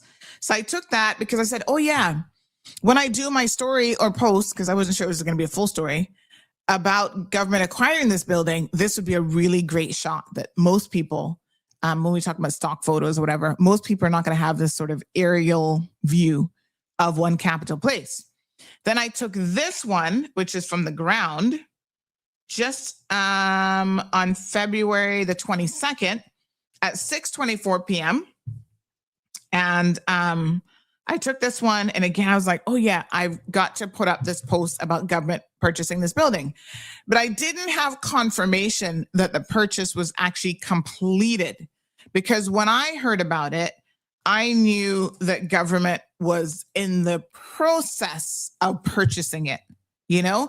And you don't want to say, I mean, I could have just said that, I suppose, but sometimes there are negotiations that are happening, and things can still happen with a closing. Now, hopefully government shouldn't have any financing issues like with us. You can't say that, oh yeah, that's my property until you have signed on the dotted line and the closing is actually completed. Because anything can happen at the last minute. You can't get the life insurance that the bank claims that you need to acquire this property. Or, you know, they find out something last minute, and all of a sudden they're like, oops, sorry, we can't give you the funding again. So unless you're paying cash and you got the cash in the bank and you know that that money is yours, you know, there's a lot of things. Or sometimes people are doing, like you do inspections on purchases of this magnitude to make sure that you're getting value for money. I'm sure the government had to go through and do all of that. So, you know, things can happen that could impact a closing, right? So yeah, so this building, I guess the closing has finally happened because CNS has done a story to say that it's happened. So I see that there is some kickback on the acquisition of the building. And again, when I didn't read the story, but somebody sent me some comments and they said, hey, you know, this is what people in CNS are saying. As I've always said, I look at that and I take it with a grain of salt, these so-called comments, because I don't know if that's one person commenting 50 times, and I don't know how many comments there are, or if that's 50 people commenting one time. Nobody can tell you that except maybe CNS, because they see the back end of where these comments are coming from. And the only way that they can sort of maybe give you some information is they know and they can see the IP address. But people's IP address, like I can make a comment from my phone that will have one MAC address, one IP address, and I can go to work and make a comment from my work computer, but I'm the same person and saying something else. So I can never gauge really how the community is feeling about something based on the CNS comment. And I don't say that to try to discredit that platform and how people comment. I'm just explaining that this is the reality of it, right? You can't say that that gives you the pulse of the community. And so when people post stuff on there, we're like, oh, you know, all these people saying this about this person. I'm like, all of what people? Like, you don't know how many people it is. So all of what people? It might actually be a minority that are just commenting ferociously over and over and over again. You don't know that that's a lot of people. So that's an assumption that people make. So I take it with a grain of salt. I don't read the comments. I don't read CNS. I don't really tend to read other media. You know, there's more than one reason why, but reading a story that you might potentially yourself have to either discuss or write on, reading it somewhere else can actually skew then what you say. Even sometimes the very words that you use subconsciously, that article is already in your head. So I try to be very, very careful with reading content, especially from local newspapers, for that reason and sometimes other reasons as well, right? But that's kind of like the primary reason. So my understanding is that there's some sort of a kickback against this purchase because people believe, because the NCB group owned this building, people believe that the government is trying to bail out NCB. Okay, let me tell you guys what the facts are. And there's a very specific reason why I haven't gone ham on the NCB group yet. But it's only a matter of time. We've touched on it, but it's only a matter of time before we're going to have to do a deep dive on what has happened with the NCB group, because it is a lot. Okay? We're going to get there. So Matthew White, sorry, Bobo, but you're going to be the center of that story. Null Bodden, sorry, Bobo, but you're going to be the center of that story too. We're going to have to talk about it. This is a huge construction company in the Cayman Islands, and they have literally gone bankrupt and belly up, and people have a lot of questions in terms of what on earth is going on. Now, if they were smart, they would reach out to me and maybe sit down and do an interview and try to explain this mess, but I know they're not smart. How do I know they're not smart? Because the position the NCB construction is in is because of their own fault. So they're not going to sit down and take blame for the financial mess that that company is in. And it extends beyond, we've covered the extension. This isn't just Cayman. They've got Jamaican partners. What's his name? Lee Chin Ying Shing Wing Wong Wing out of Jamaica, that rich billionaire guy. He's all tied up with these NCB people. So this is a regional disaster. The failure of the company here means that a lot of other companies have failed. Somebody said, don't they own Security Center? They have a lot of interest and assets and building condos and hotels, and liquidators already going in and taking. It's a huge mess. And we have to try to unravel it at some point in time. Right? This will probably be a case study on how to make sure a business fails. However, in relation to this building and this acquisition by government, anyone who is sitting down trying to make the argument that the government is attempting to bail out Null Bodden and NCB has no clue what they are talking about. And I can say that with 1,000% confident. You know why? There is no bailing NCB out. No purchase is going to bail them out. You can buy this. You can buy the hotel next to the cemetery there, Dixie Cemetery, I think is what it's called, right across from the Eastern Avenue intersection gas station. You can buy that. That's not going to bail them out. They are so far, they're not even knee deep in it. They are shoulder deep. They are literally about to drown in the hot mess of a situation that they're in. There's no recovery. And so I do message them sometimes about, hey, we're getting complaints, pension money not paid for your workers. They're not getting salary. Oh, you know, this, that, next thing. We're trying to rework, and we're trying to, in the States, they'd call it like Chapter 11, where they'd file Chapter 11 to try to not completely go out of business, but to try to basically reconfigure. That's not the word I really want to use, but it's not coming to me at the moment, where they try to rework their finances and stuff like that. I don't think there's any amount of reworking at this stage that can be done, because that's how bad it is. So if you think the government is trying to save Null Bodden, they can't save Null Bodden from this. They can't save Matthew from this. They can't save NCB from this. This is beyond a hot mess. Now let's talk about the justification for why government would even purchase a building. Government spends over $11 million per annum in rent. Okay? I'm not talking about the government building that they own, that they're occupying. Pretty much by the time government moved into that building was already at capacity. Government is the single largest employer in the Cayman Islands. We're not just talking about core government. There's government, and then there's government agencies, SEMA, NRA. There's tons of departments, agencies, all part of government, but they need to be housed somewhere. They need to have headquarters somewhere. Okay? So the truth of the matter is, when you're spending $11 million in rent, common sense would tell you that you need to acquire more space. PWD. What's the the one up by agriculture? What are they called again? Oh Lord. But they're all over the place.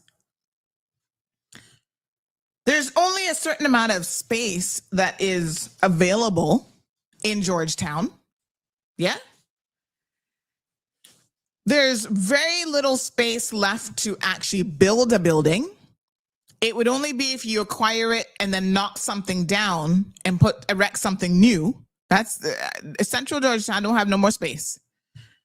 It's kind of funny because that park that they're putting in there down in Scranton, everybody's like, that park is a waste of what is actually very valuable commercial space. But, they claim that the Scranton people want a concrete park to be able to hang out in. Only God knows why.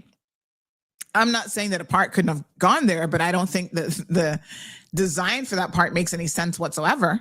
But there was a lot of other people thinking, oh my God, that's like valuable parking garage.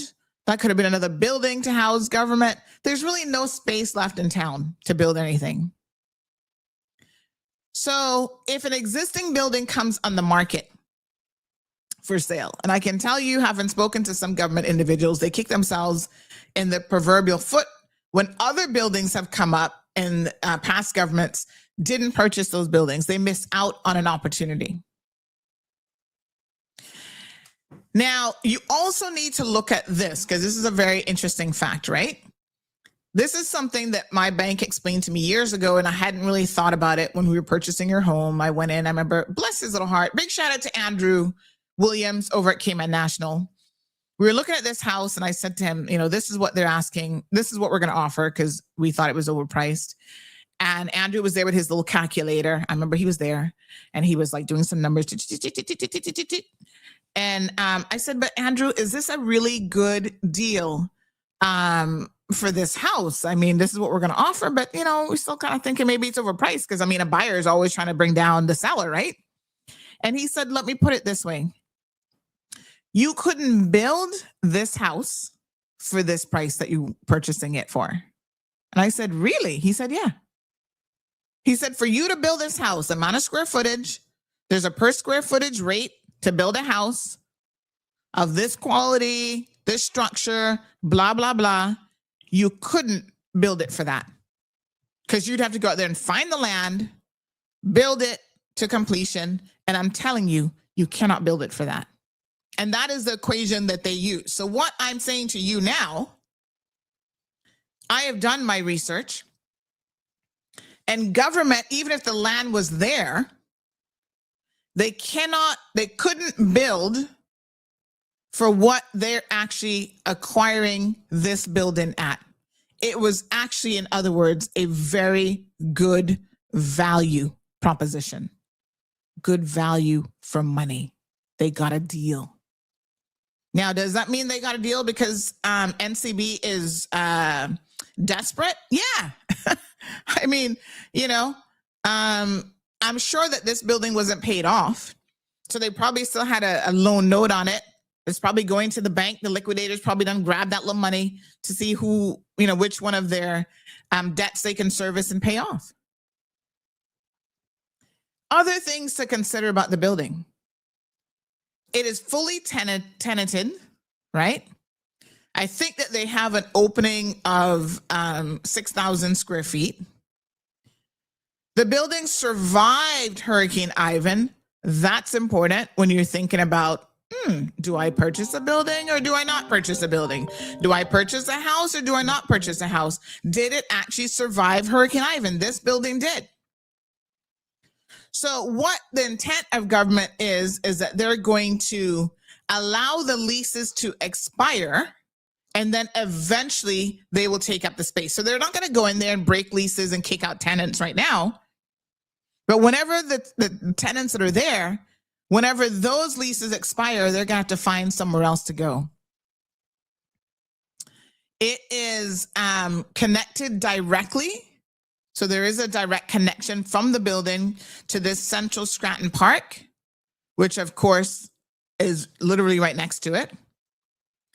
So in some respects, when you look at it, that would be a complete government complex. And in fact, my opinion is, I'm sorry, Scranton folks, I would turn that Scranton Park into a parking lot for additional parking, but it's a park. So maybe they're not going to change that. I don't know. I ain't got nothing to do with that part of the equation. But when you look at it from a logistical and cost perspective, this has nothing to do with saving Nullbodden. This makes really, really good sense. Now, let's talk about what has happened in the past, because we know that there have been other buildings, like I said, that were for sale in town that government missed out on. Number one, the old CIBC building. It's now called Monaco Towers, completely refurbished. Frank Schillings grabbed those buildings, fixed it up, got nice white paint, call it Monaco Towers, fully tenanted. They also missed out on the building MUFG. That was up for sale. Government didn't buy it. Somebody else bought it.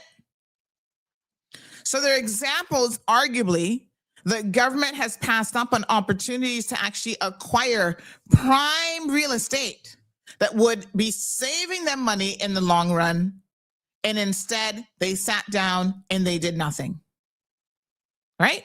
The building is about 40,000 square feet.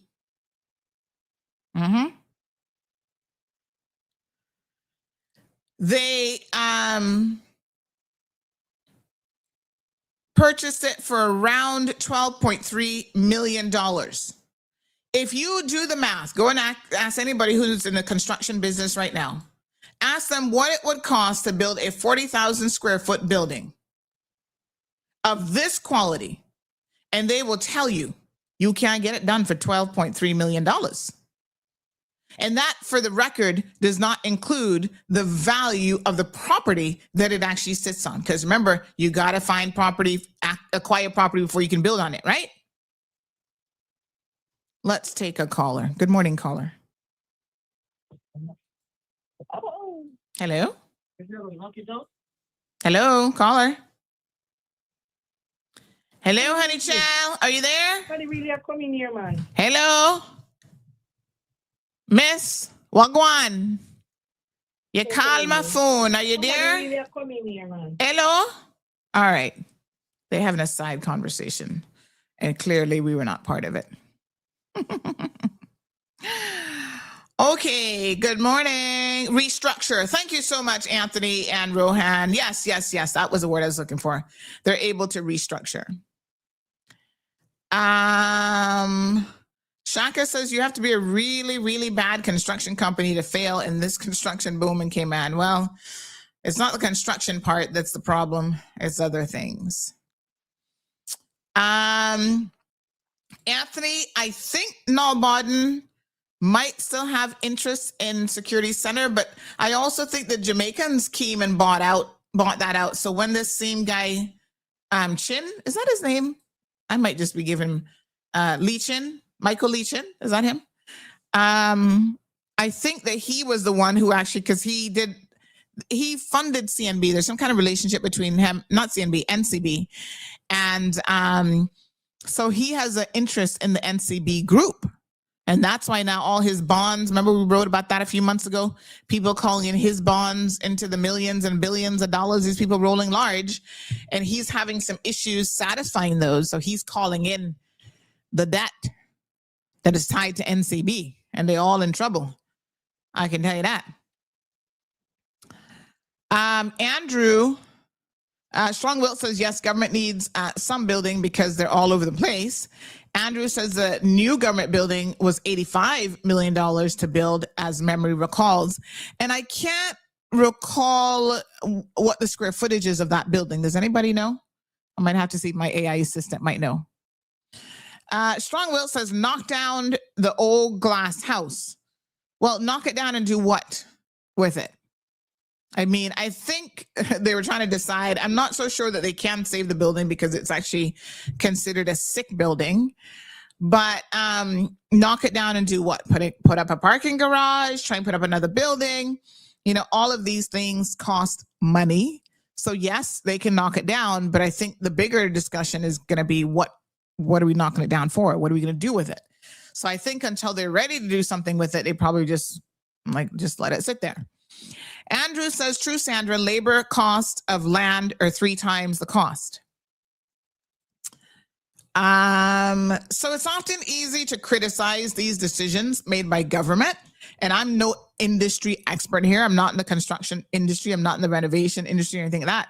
But I can tell you, sometimes you think that some people be trying to lowball you. Yeah, I can build that for you for X, Y, and Z until you get started. And then every budget is over. I mean, look at the schools. It's just a lesson about, how you go over and capital projects. So sometimes it's better to just buy something that's already built.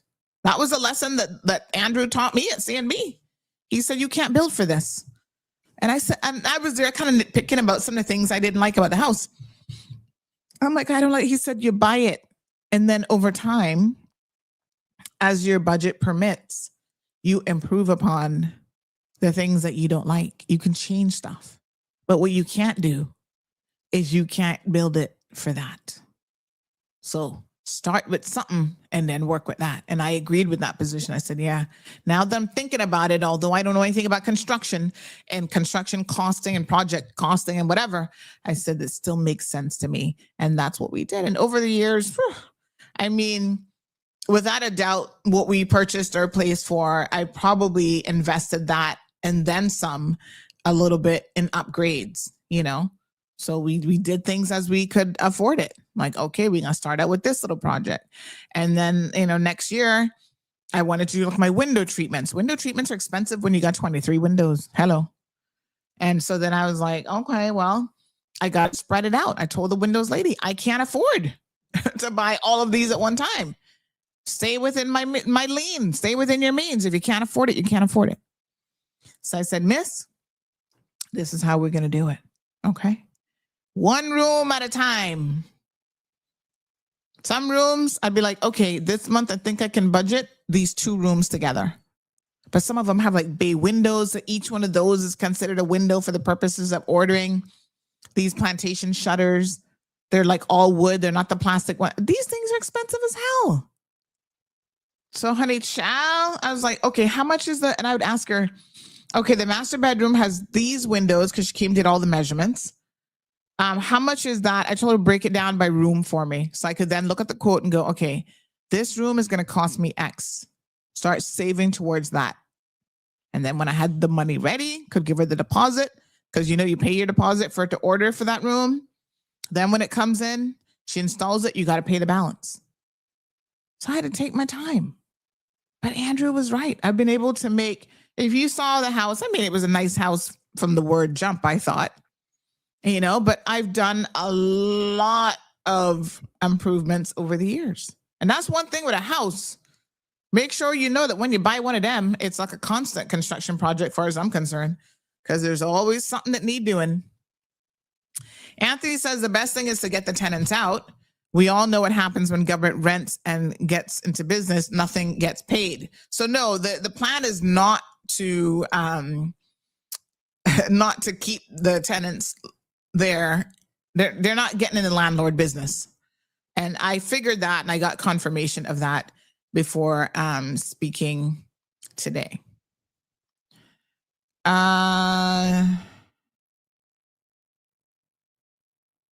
There was another company.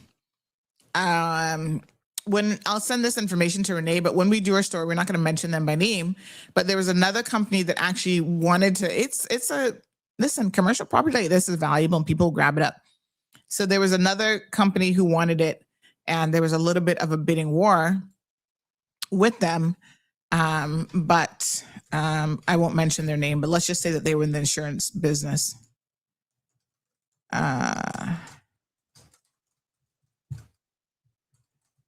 Yes. Okay. So I can assure you that Nall Bodden and them not getting bailed out. Poor them. Like I said, this is the money that's going in their little kitten and caboodle. They're practically bankrupt. I mean, not for nothing, but if you work for them, you should be looking for a new job. Andrew says Camana Bay are building at a rapid pace. Only thing left is Georgetown to be revitalized. Here's the thing about Georgetown and versus Camana Bay that's kind of interesting. Again, Camana Bay is top of the line real estate. A lot of times those buildings are tenanted before they're even completed, which is crazy. So the one that they're building now is going to be called 90 Nexus Way. The one next to it was 60 Nexus Way. And if my memory serves me correctly, don't hold me to this, but as my memory serves me correctly, when they were completing 60 Nexus Way, that was supposed to be a hot minute. Because, you know, you guys understand how the DART organization does their construction, right? They have this PAD. What does PAD stand for again? Something area development. But it's like the PAD is the long-term plan that is approved in principle by the planning department, right? Then when they decide to do a particular section of the long-term development plan, they then put in for that building or that housing complex or whatever, and they have to get specific approval for that. So there's like the long-term plan. Then there is, let me see. Then there is the individual projects that have to,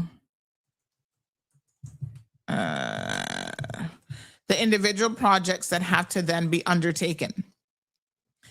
And so I recall being privy to a conversation that when they completed 60 Nexus Way, which is the building next door, they were like, okay, they have no plans, no construction plans for the next 5 years. So they were going to be done.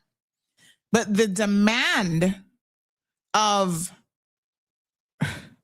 companies and businesses wanting to move in to Camana Bay dictated that they start the construction on 90 Nexus Way sooner than they had anticipated, because people are literally running out of office space. So that got leased out very, very quickly. And they're like, oh, okay, people are still contacting us, about leasable space, and we don't have anything left. The type of multi-purpose and multi-use platform or environment that Camana Bay is, it does dictate that it stays busy, right? You've got restaurants that need clients, not just clients coming in from other places to eat. They have got a captured audience right there with literally hundreds of people working. Law firms, you got, I think at least, is it now 2 of the top accounting firms are there? PwC is over there, and is Deloitte over there as well? I'm trying to remember who else is there. But there's a couple accounting firms, there's a couple law firms. So here, I'm going to give y'all a little nugget. Tell them you heard it first on CMR. The new building, 90 Nexus Way, I have reliably heard, guess who's moving in there? Maples and Calder. I have heard that all of Maples and Calder is actually taking that space. So Maples is going to, I don't know what they're going to do with the building in town that they're in now. I don't know if it's up for sale. Maybe government can grab that one too. Hint, hint. But Maples is going to put everything under one building. So they have Maples Finance and then Maples, you know, the law firm, whatever. My understanding is they are taking all of Nexus Way, 90 Nexus Way, the new building. So that's already gone. And the building not even done yet. Island Pearl said maybe government didn't purchase the other properties in town because they were trying to obtain property closer to the existing building and would eventually approach the people of Scranton to buy them out. No, they just didn't act on it. And then after the fact, they're like, oh, darn, that would have been a good acquisition. Remelia says, I agree, get rid of it, create office space and parking, make revenue. I'm assuming you're talking about Scranton Park. And it's not about making revenue. In this case, it'd be about saving revenue, because when you have your own, you don't have to go out there and lease from somebody else. Andrew says an old house that built properly and solid foundation can be modernized cheaper than building new in the majority of cases. Well, this was when we were talking about our place, it was actually funny enough, Andrew, a new build, but it was a new build that had been sitting there. My apologies. It was a new build that had been sitting there for quite some time. All right, I got to remember to restart the computer because I don't know where this audio issue in the radio is happening, but we'll try to figure it out. They need to get rid of the police station as well. Well, here's another thing. I'm going to put this one up before CNS jumps on it. Because a lot of times I know stuff because I'm hearing stuff and I know what's going on. And then I forgot to post it up. So let me tell you all this one now. This might be, I can't remember if I mentioned this before, but the police are moving because, you know, they occupy multiple buildings now as well. There's no central police station anymore. Okay. So they have the little building there by across from Piccadilly Square. So they're in there. Royal Bank building. So they occupy, I think, 2 floors in there for like the police commissioner had quarters and whatever, senior officers, senior detectives have space in there. Where else is police? They're also traffic. Oh, by the way, y'all see that? It's looking good now. The building across from Jose's Esso that used to be the low income homes or whatever. I got to go to an appointment, but that is that's being built and they just put a coat of paint on it. What a difference a coat of paint makes. I almost missed it. And the other day I'm like, wow, when did this building get this far? It's looking really nice. So that's behind the little traffic building. So police are all over the place, but they are moving into, Flow has given up. And I don't think government has purchased it, but I think, again, this is another lease situation. Flow has actually given up their office space on that corner, that Flow headquarters building. They have pretty much given up that space to the police. So I believe the police are outfitting it. And here's the thing. A lot of times when government goes into these lease arrangements, it's not just about, did they buy the Flow building though? They're moving in there, but I don't think they purchased it. I don't think government's purchased it, but they have to fit it out. Just like the court's office. Ms. Ramsey mentioned it a couple of years ago when she was saying that the court's office need more space. They need a proper court facility. You know, they try to upgrade and do what they can. But when they renovated the Royal Bank building, because they're in there now, like legal aid is in there and they have court in a couple, you know, there's only so much that they can do to retrofit a building for use of purpose without having to knock the whole building down. So they did their best trying to retrofit like the rooms for, you know, where they could have an area for when they have trials for the juror and the witness box and, you know, the defendant sits here and all kind of stuff. So they did their best retrofitting it, but those retrofitting jobs cost a lot of money. Renovating these older buildings, not cheap either. And so what you find is government has to go in there and renovate a lot of these buildings before they even start their lease. I mean, the lease is started legally, but what I'm saying is before they can move staff in there, they have to do a complete renovation. Sometimes they get into new buildings and so they have to fit it out from scratch. Do y'all know what it costs to fit out? Don't ask me because I know a little something about this. Expensive. Cayman, not cheap. Even if you're not building it from scratch, but you just have an empty office space. They say, okay, it's on you to fit it out.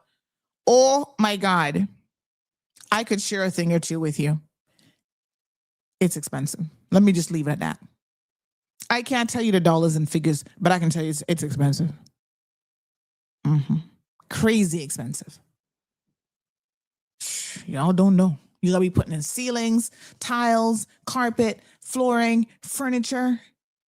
I had to get a furniture quote the other day for what is really a very, very small area. Over $60,000 was the office furniture quote. Me almost sinking to the floor. I was like, 60 what? You must mean lempiras. Is that 60,000 lempiras? Is that 60,000 pesos or Jamaican dollars? It ain't cheap. Okay. I'm just saying. It's a hot mess. So Ernst & Young is in there and PwC, right, Anthony? Omiria says, are you serious, Sandra, about turning that park into parking? You're insulting the people of Central. I don't know if I'm insulting the people of Central, because I don't know that people of Central even want the park there, because they said that could just be a space for more druggies. You see, this is when you don't have a development plan for the country. You're just throwing stuff up here, there, and everywhere. Okay. Let me pick a little argument with you, Amelia. I know you said we were on the same topic and I see wavelength earlier today, but let me say this. One of the reasons why when government keeps redoing, they've redone Heroes Square and the walls and the placards and stuff so many friggin' times, wasting money, if you ask me. But they keep digging it up, keep redoing it. We had the Georgetown revitalization project, which didn't revitalize Georgetown, not at all. In fact, it killed a few businesses. But they were keen to take out places where people could sit. Why? Because them same people, listen to me now, Omiria, those same people in Georgetown Central, you know, some of them got a little alcohol problem, some of them got a little drug problem. They did not want them having anywhere to sit. This came from the words of the people responsible for the project in Georgetown, Hero Square. My little light fall down a little bit here. They didn't want them to have, they were instructed by government. Don't put anything there where they can sit, because then we're going to have them, the ones with the mental health issues, they're going to be sleeping on the benches at night. They're going to be hanging out there, blah, blah, blah. So what they building this park for? So they can hang out there and all the druggies can be there shooting up drugs and hanging out together? And people in Central, not business with no concrete park. Not in the form that it is. I'm not saying a park wouldn't be nice, but the form that park has been done, I don't think the people in Central really wanted that. Y'all need to do a proper survey of those so-called people in Central that you think are be insulted. Because I don't think so. All right, we got to wrap up because I got another appointment I got to rush to. Andrew says downtown Kingston Harbor has been revitalized with art murals, restaurants, etc. Heard flow moving somewhere in Cayman Bay as well when it's finished. So they're actually, some of them are in 60 Nexus Way already. However, I have been reliably informed that Flow trying to low-key save a lot of money, and they just have people working from home. And they're like, if you get your work done and you can work from home, we don't need to have a Flow headquarters anymore. So I think some of the more higher ups in Flow, who I guess still need an office or whatever, they're in 60 Nexus Way in Cayman Bay already. But a lot of these other guys, they now work from home. And I guess if it's working for them, there's Flow give you a little allowance every month, give you free internet, and you stay from home, get your work done. They're not business with you. How RBC Retail looking? They soon be out of business in the Cayman Islands, and that building will be for sale too. Oh, Lord have mercy. Only thing keeping RBC afloat is the CIG accounts. Ooh, honey child, the day they lose them. And I thought I heard CIG was going to move their accounts, but yeah, the day they move them, you might be right, Anthony. Sean Wilt says, Auntie, you can't even find parking space whenever you go to Royal Bank. I know. All of Georgetown, though, is tough. If you got to go to court and you trying to, do something, trust me, it ridiculous. It is absolutely ridiculous trying to find parking. Andrew says, what? You trying to put in marble? No. Anthony, I need to show you that quote because you gonna understand. It wasn't nothing that fancified. No, sir. Things are just expensive. Y'all don't know till you know. Let me also say this. Strong Will says, purchase app. Child, you know me. I'll be looking for a deal on Amazon. Anywhere I can get a deal, I'll be like, oops, let's look for some used furniture in EK. Let's look at Amazon. You're right about that, honey child. There was something else I was just going to mention. Oh, God, I can't remember now. Andrew, something you had that triggered a thought.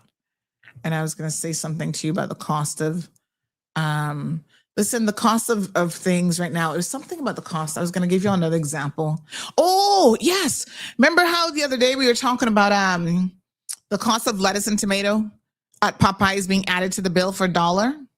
I got but one better for you now. I took a picture of it because I said, I'm not complaining because I mean, I ordered it. So I got nothing to say.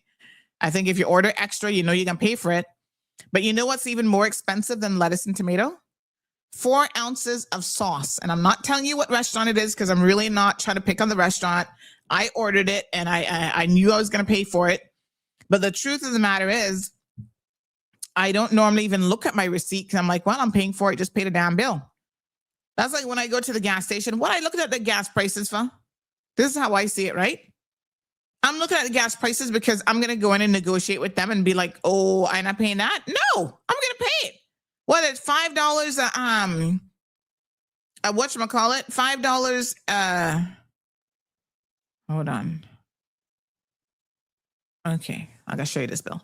$5 a gallon or $20 a gallon. I guess if I want gas in my car, I'm gonna have to pay for it regardless, right? And if you can't afford it, you can't afford it. So let me show y'all. I got a condiment, aka a side of sauce, in a little container. It says it's 4 ounces. That's what it says. $1.25. Take that. $1.25. At least the lettuce is healthier for you. Because I don't really eat ketchup, I dip my fries in this sauce and it's really good. I must say it's delicious. But $1.25. And you know the worst part is? I don't eat the fork, like I don't drape it in it. I just dip it a little bit just to kind of get a little flavoring on the fries. I paid $1.25 for a side of 4 ounces of sauce. But I'm not complaining. Because if I can't afford it and I don't want it, I didn't have to order it. Just like the lettuce and tomato. If you ordering a sandwich and you want lettuce and tomato, but you don't want to pay $1, take your backside home, cut your tomato, get a piece of lettuce out of the fridge and put it on your sandwich yourself. And eat your sandwich at home. You can still get the sandwich, but go home and get your lettuce and tomato and put it on if you feel, perturbed about it. Chick-fil-A sauce. Love Chick-fil-A sauce. Love it. Poor Gigi, she loves it too, but she can't have Chick-fil-A anymore because she's allergic. There's something in there that makes her break out like around her mouth. She has an allergic reaction. So she be watching me eat Chick-fil-A and be rolling her eyes, poor thing. And you know the funny thing is, I was even into Chick-fil-A until she saw it one day and wanted to get it. And then she's like, Mom, can we try Chick-fil-A? And I was like, can't tell you. Now, every time I go to the States, I'm like, oh, can we do a Chick-fil-A run? I love their little fries. Anyway, I digress. So everybody loves the Chick-fil-A sauce. That's what makes the fries a little bit extra. Do you know that you can actually go to Walmart and you can purchase the Chick-fil-A sauce as like its own sauce? Yeah, they have it in the sauce section. Oh, I wonder if Amazon has it. Hold on. Let me tell you. So, by the way, PAD stands for Planned Area Development, and it's a large master plan development zone that sets out the overall mixed use of space, residential, commercial, tourism, etc., the road layout, open space, and densities for a big site. And it's approved by the CPA, the Central Planning Authority, as a framework. Individual buildings and phases will then need separate planning permission. So I think DART is the most famous example of this, really. How PADs use in Cayman. So major projects such as DART's propose mixed-use resort and residential neighborhoods, for example, near the Yacht Club and the Astor Cayman Med City have used PAD applications to get high-level approval for an entire new development, basically, district. And then PADs typically allow a combination of like hotels, offices, retail, housing, and amenities on one large tract. And then you do the detailed infrastructure and drainage plans addressed throughout subsequent phase-by-phase applications. So I just wanted to throw that in there for those of you who are interested in what a PAD was. So let's just have a quick look on Amazon. Just a quick look. Arriving today. Arriving Friday. What? That's gone up in price already? Did I order it? Crap. I missed the sale price. Oh man. This thing went on sale for I'm so pissed off. I am not ordering that right now. No way, Jose. It was $80-something. Now it's gone up to $104, and I'm not ordering it. I'm gonna wait for it to go on sale again. Something told me yesterday, order that at that price because you know that a best price. Cha. Okay, well, I'm not ordering it at the new price. I'm gonna wait. Okay, anyway. Child, even to me looking deals. Oh, I'm so perturbed. Oh, this one says lowest price in 30 days. I better try and order that one then. Hold on, sorry. I need to place an order. Oh yeah, I need to order that and that. That one's still not at the lowest price in how many days, but we can order this one. Okay. What size is this? Okay. Okay, yes. All right, let me send this to my mailbox. Dun, dun, dun, dun, dun, dun. Sorry, folks. When you see something on sale, you gotta grab it. That's the lowest price in 30 days, so I don't know what that means. Honey child. Okay, I'm gonna just send that here. Yes, deliver to that address. Those 2 items. Okay. All right. That's not what I came to Amazon for, but let me see. Chick-fil-A. Chick-fil-A sauce. Yeah. So here it is. So they have the dipping sauce. They have different ones.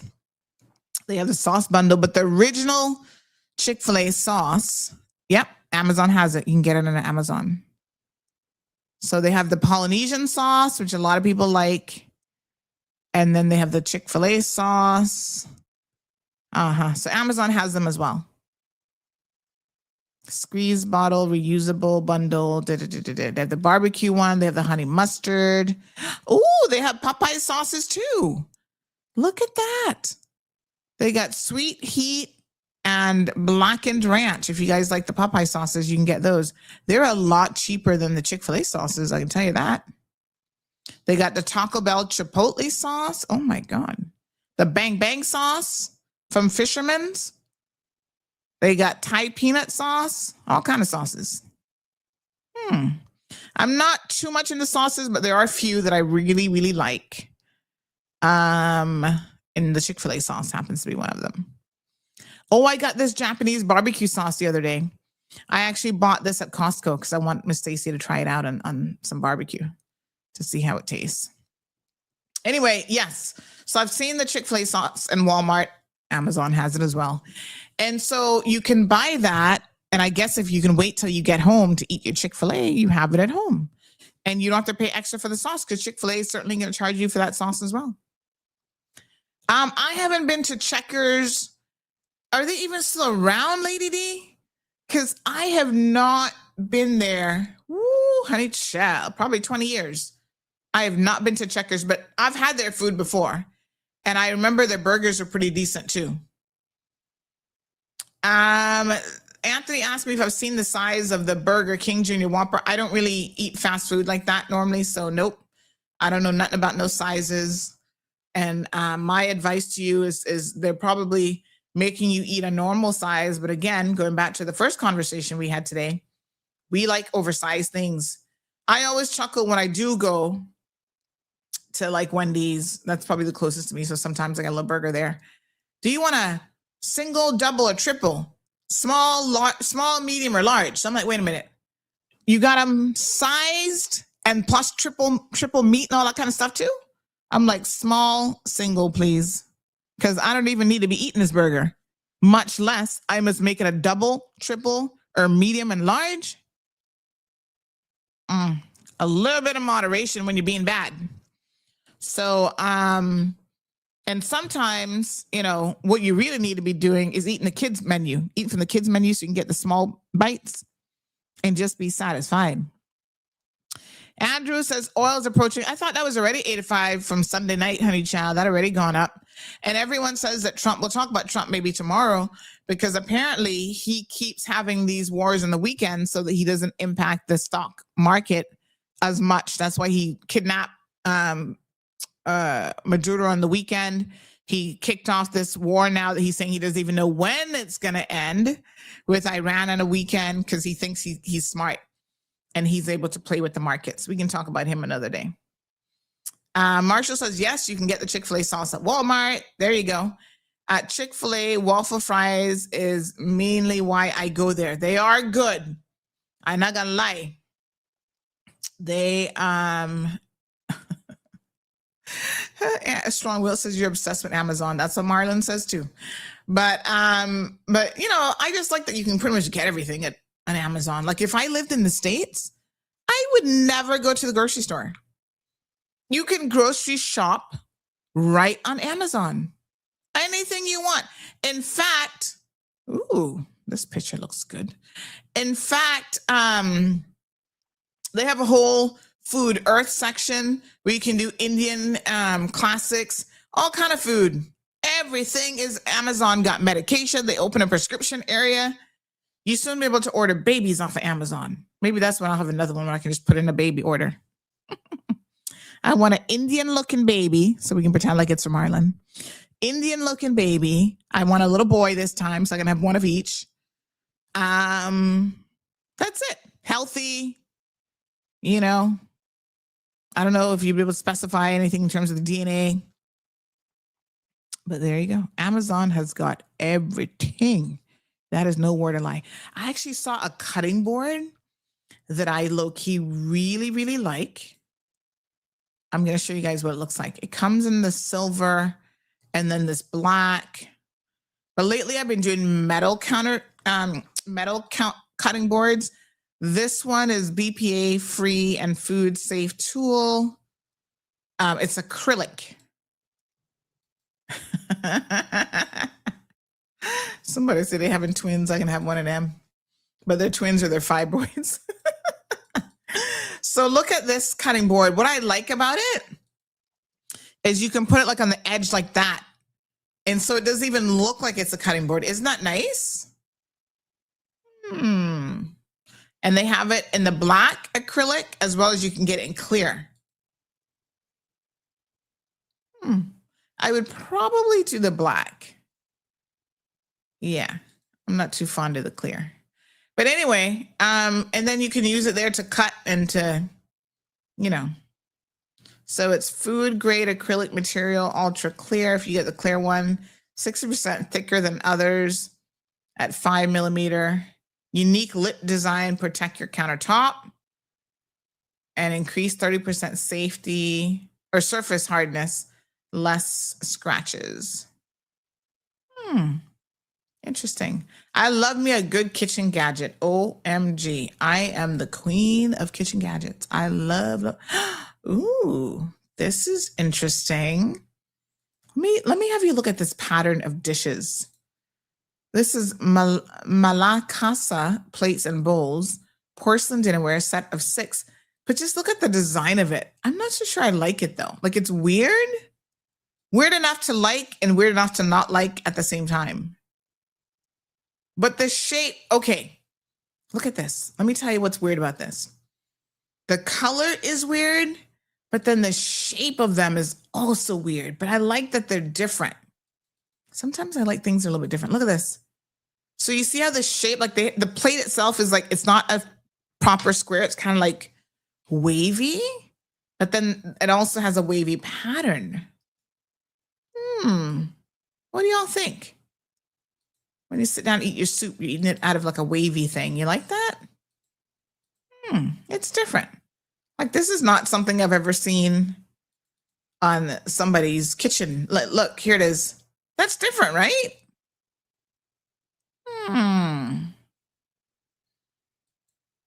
I kind of like it. I think it could grow on me. So you get the full set, the little salad table, a salad plate, your mugs, like everything is wavy. Even on the mugs, the handle is wavy as well. Weird. Very strange. Look at the handle. Hold on. I'm going to show you the handle on the mug. I don't know. See? See how the handle is? Isn't that weird? Huh. I don't know. Somebody says you don't need it. It's interesting. I kind of do need a new set soon, though. Am I the only one who wonders where does it comes in what? Oh, it comes in white. Oh, yeah. I would do the plain white because it's too busy. That pattern with then the waviness is like too much for my eyes. But getting it in white, I like the white. I love it. And the white's on sale. Gonna add it to my cart and think about it. Okay. Yes. And then they have it a blue. Ooh, the blue's ugly. Ugh, the blue's too much. No, not the blue. Okay. Anywho, let me close the Amazon tab right this second because I'm gonna get in trouble if I don't. Close it right now. They've got a tumbler set that is also that wavy kind of look. Oh my God, Swerve, Libby Swerve. Is that what we're calling it now? Swerve glasses and stuff. Oh, that is so weird for glasses. But they're cute in a weird kind of way. I feel like I like it. But I don't do glass anymore because they always break. But look at this. The wave, is that a thing now? Oh my God, wavy glasses. But am I the only person who has your utensils disappear in your house? Where do the forks go? I think people are accidentally throwing them out around here. Because what else? Nobody's stealing a fork, right? You start out with a set of like 8 pieces. Now I'm down to like 3 or 4 for the small appetizer forks. The large forks, I might still have 5 or 6. Knives disappear, spoon. I don't know. They just disappear. Oh, Jerry says, morning, Sandy. I have the same cutting board. So modern and convenient. Oh, I like it. Strong Will says, Auntie, you can get me the black one. Thanks.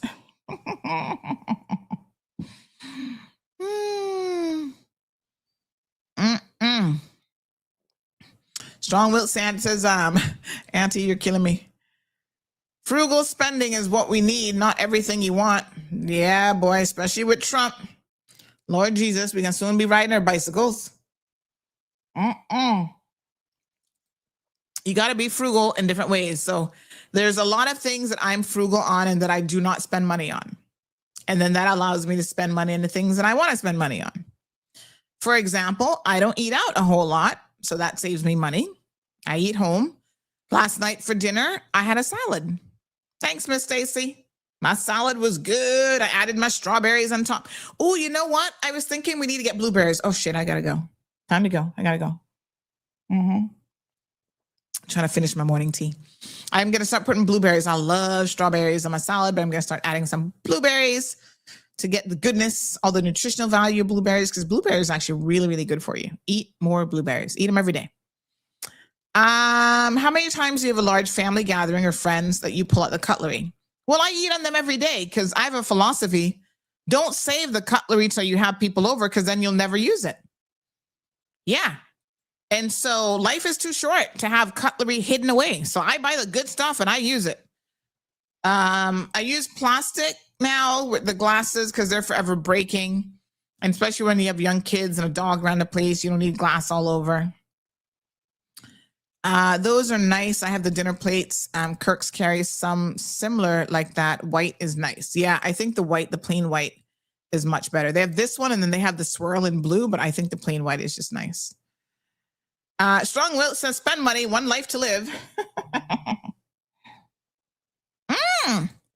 Strong-willed, it's your husband that's doing it? He goes with the fork and then never brings it back? Is he like taking it with his lunch and then forgets to bring it back or what? I don't know, boy, but they're like socks. You know how socks always disappear in the laundry? I swear, these things disappear too. They end up in the trash when you scrape up food. I think that that's what's happening with some people, yeah, that they end up accidentally throwing it away. That's why whenever I have,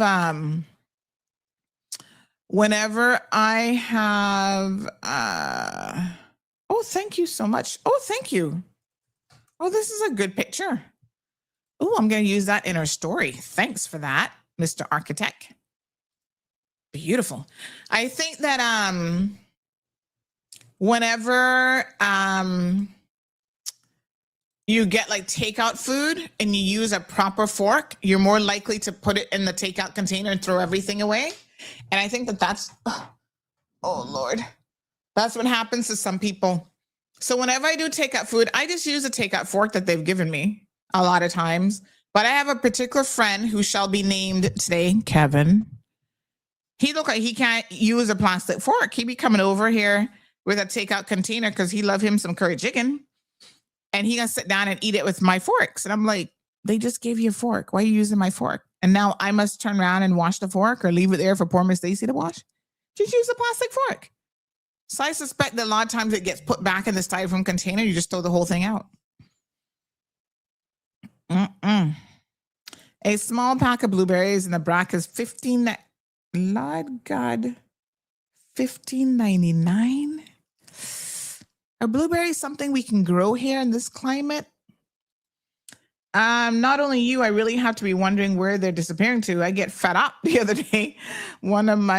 The other day of my kids not washing their dishes and packed up everything and left one of each thing in the kitchen. One dish. Oh, Gabby. The poor kids. One dish, one cup, one fork, and one spoon. I refuse to buy disposable. They need to learn. Well, gosh darn it. That is certainly one way of getting them to learn. Oh my God. That is funny. Gigi's not so bad with those things yet. But girl, you got to keep an eye on these kids. And when you have more than one, you don't know who to blame. So your approach probably makes sense. Make them all take responsibility for it. Because they'd be like, that wasn't me, mommy. That wasn't me. And you're like, I don't know who's to blame. So everybody gets punished. That's what they used to do you back in the old days. Them old people, boy, they wasn't easy. They're like, oh, yeah? We don't know who broke that dish. Well, guess what? We all broke it then. The person says the government building in Georgetown is about 230,000 square feet in total building space, about 185,000 square feet of office space across 5 floors, about 50,000 square feet basement car park and service areas. So overall, the building is generally described as around 230,000 to 240,000 square feet, depending on how the space is measured or reported. Okay, thank you. The GAB cost about $85.5 million when it was built between 2008 and 2011. To estimate the value in today's money, you adjust for inflation. Oh, this person is so smart. Hey, smarty pants. Adjust for inflation. Construction costs have generally increased about 35 to 45% since 2011. Damn it. That is true. So in 2026 dollars, the equivalent cost would be roughly $115 to $125 million. And like I said, what they bought that building for, they nowhere near do the math and how much it would cost them to build that one Capitol Place. Andrew says assign dishwashing assignment and rotate. If you have more than one, that's a great idea. All right, folks, I got to run. Got an appointment in 15 minutes. I'm doing a little video shoot today. I'll tell you guys a bit about it later on. So I got to go get my hair done. And we'll see you guys tomorrow morning. Have a beautiful day. Bye-bye. Thank you for tuning in to another episode of The Cold Hard Truth on Bobo 89.1 FM. Cayman's #1 talk show is live weekdays from 7:30 a.m. Never miss an episode again. Watch anytime on CMR's Facebook and YouTube channels for the latest show episodes. Don't forget to follow us online on our social media channels. And visit CaymanMarlRoad.com for all the latest news and community happenings.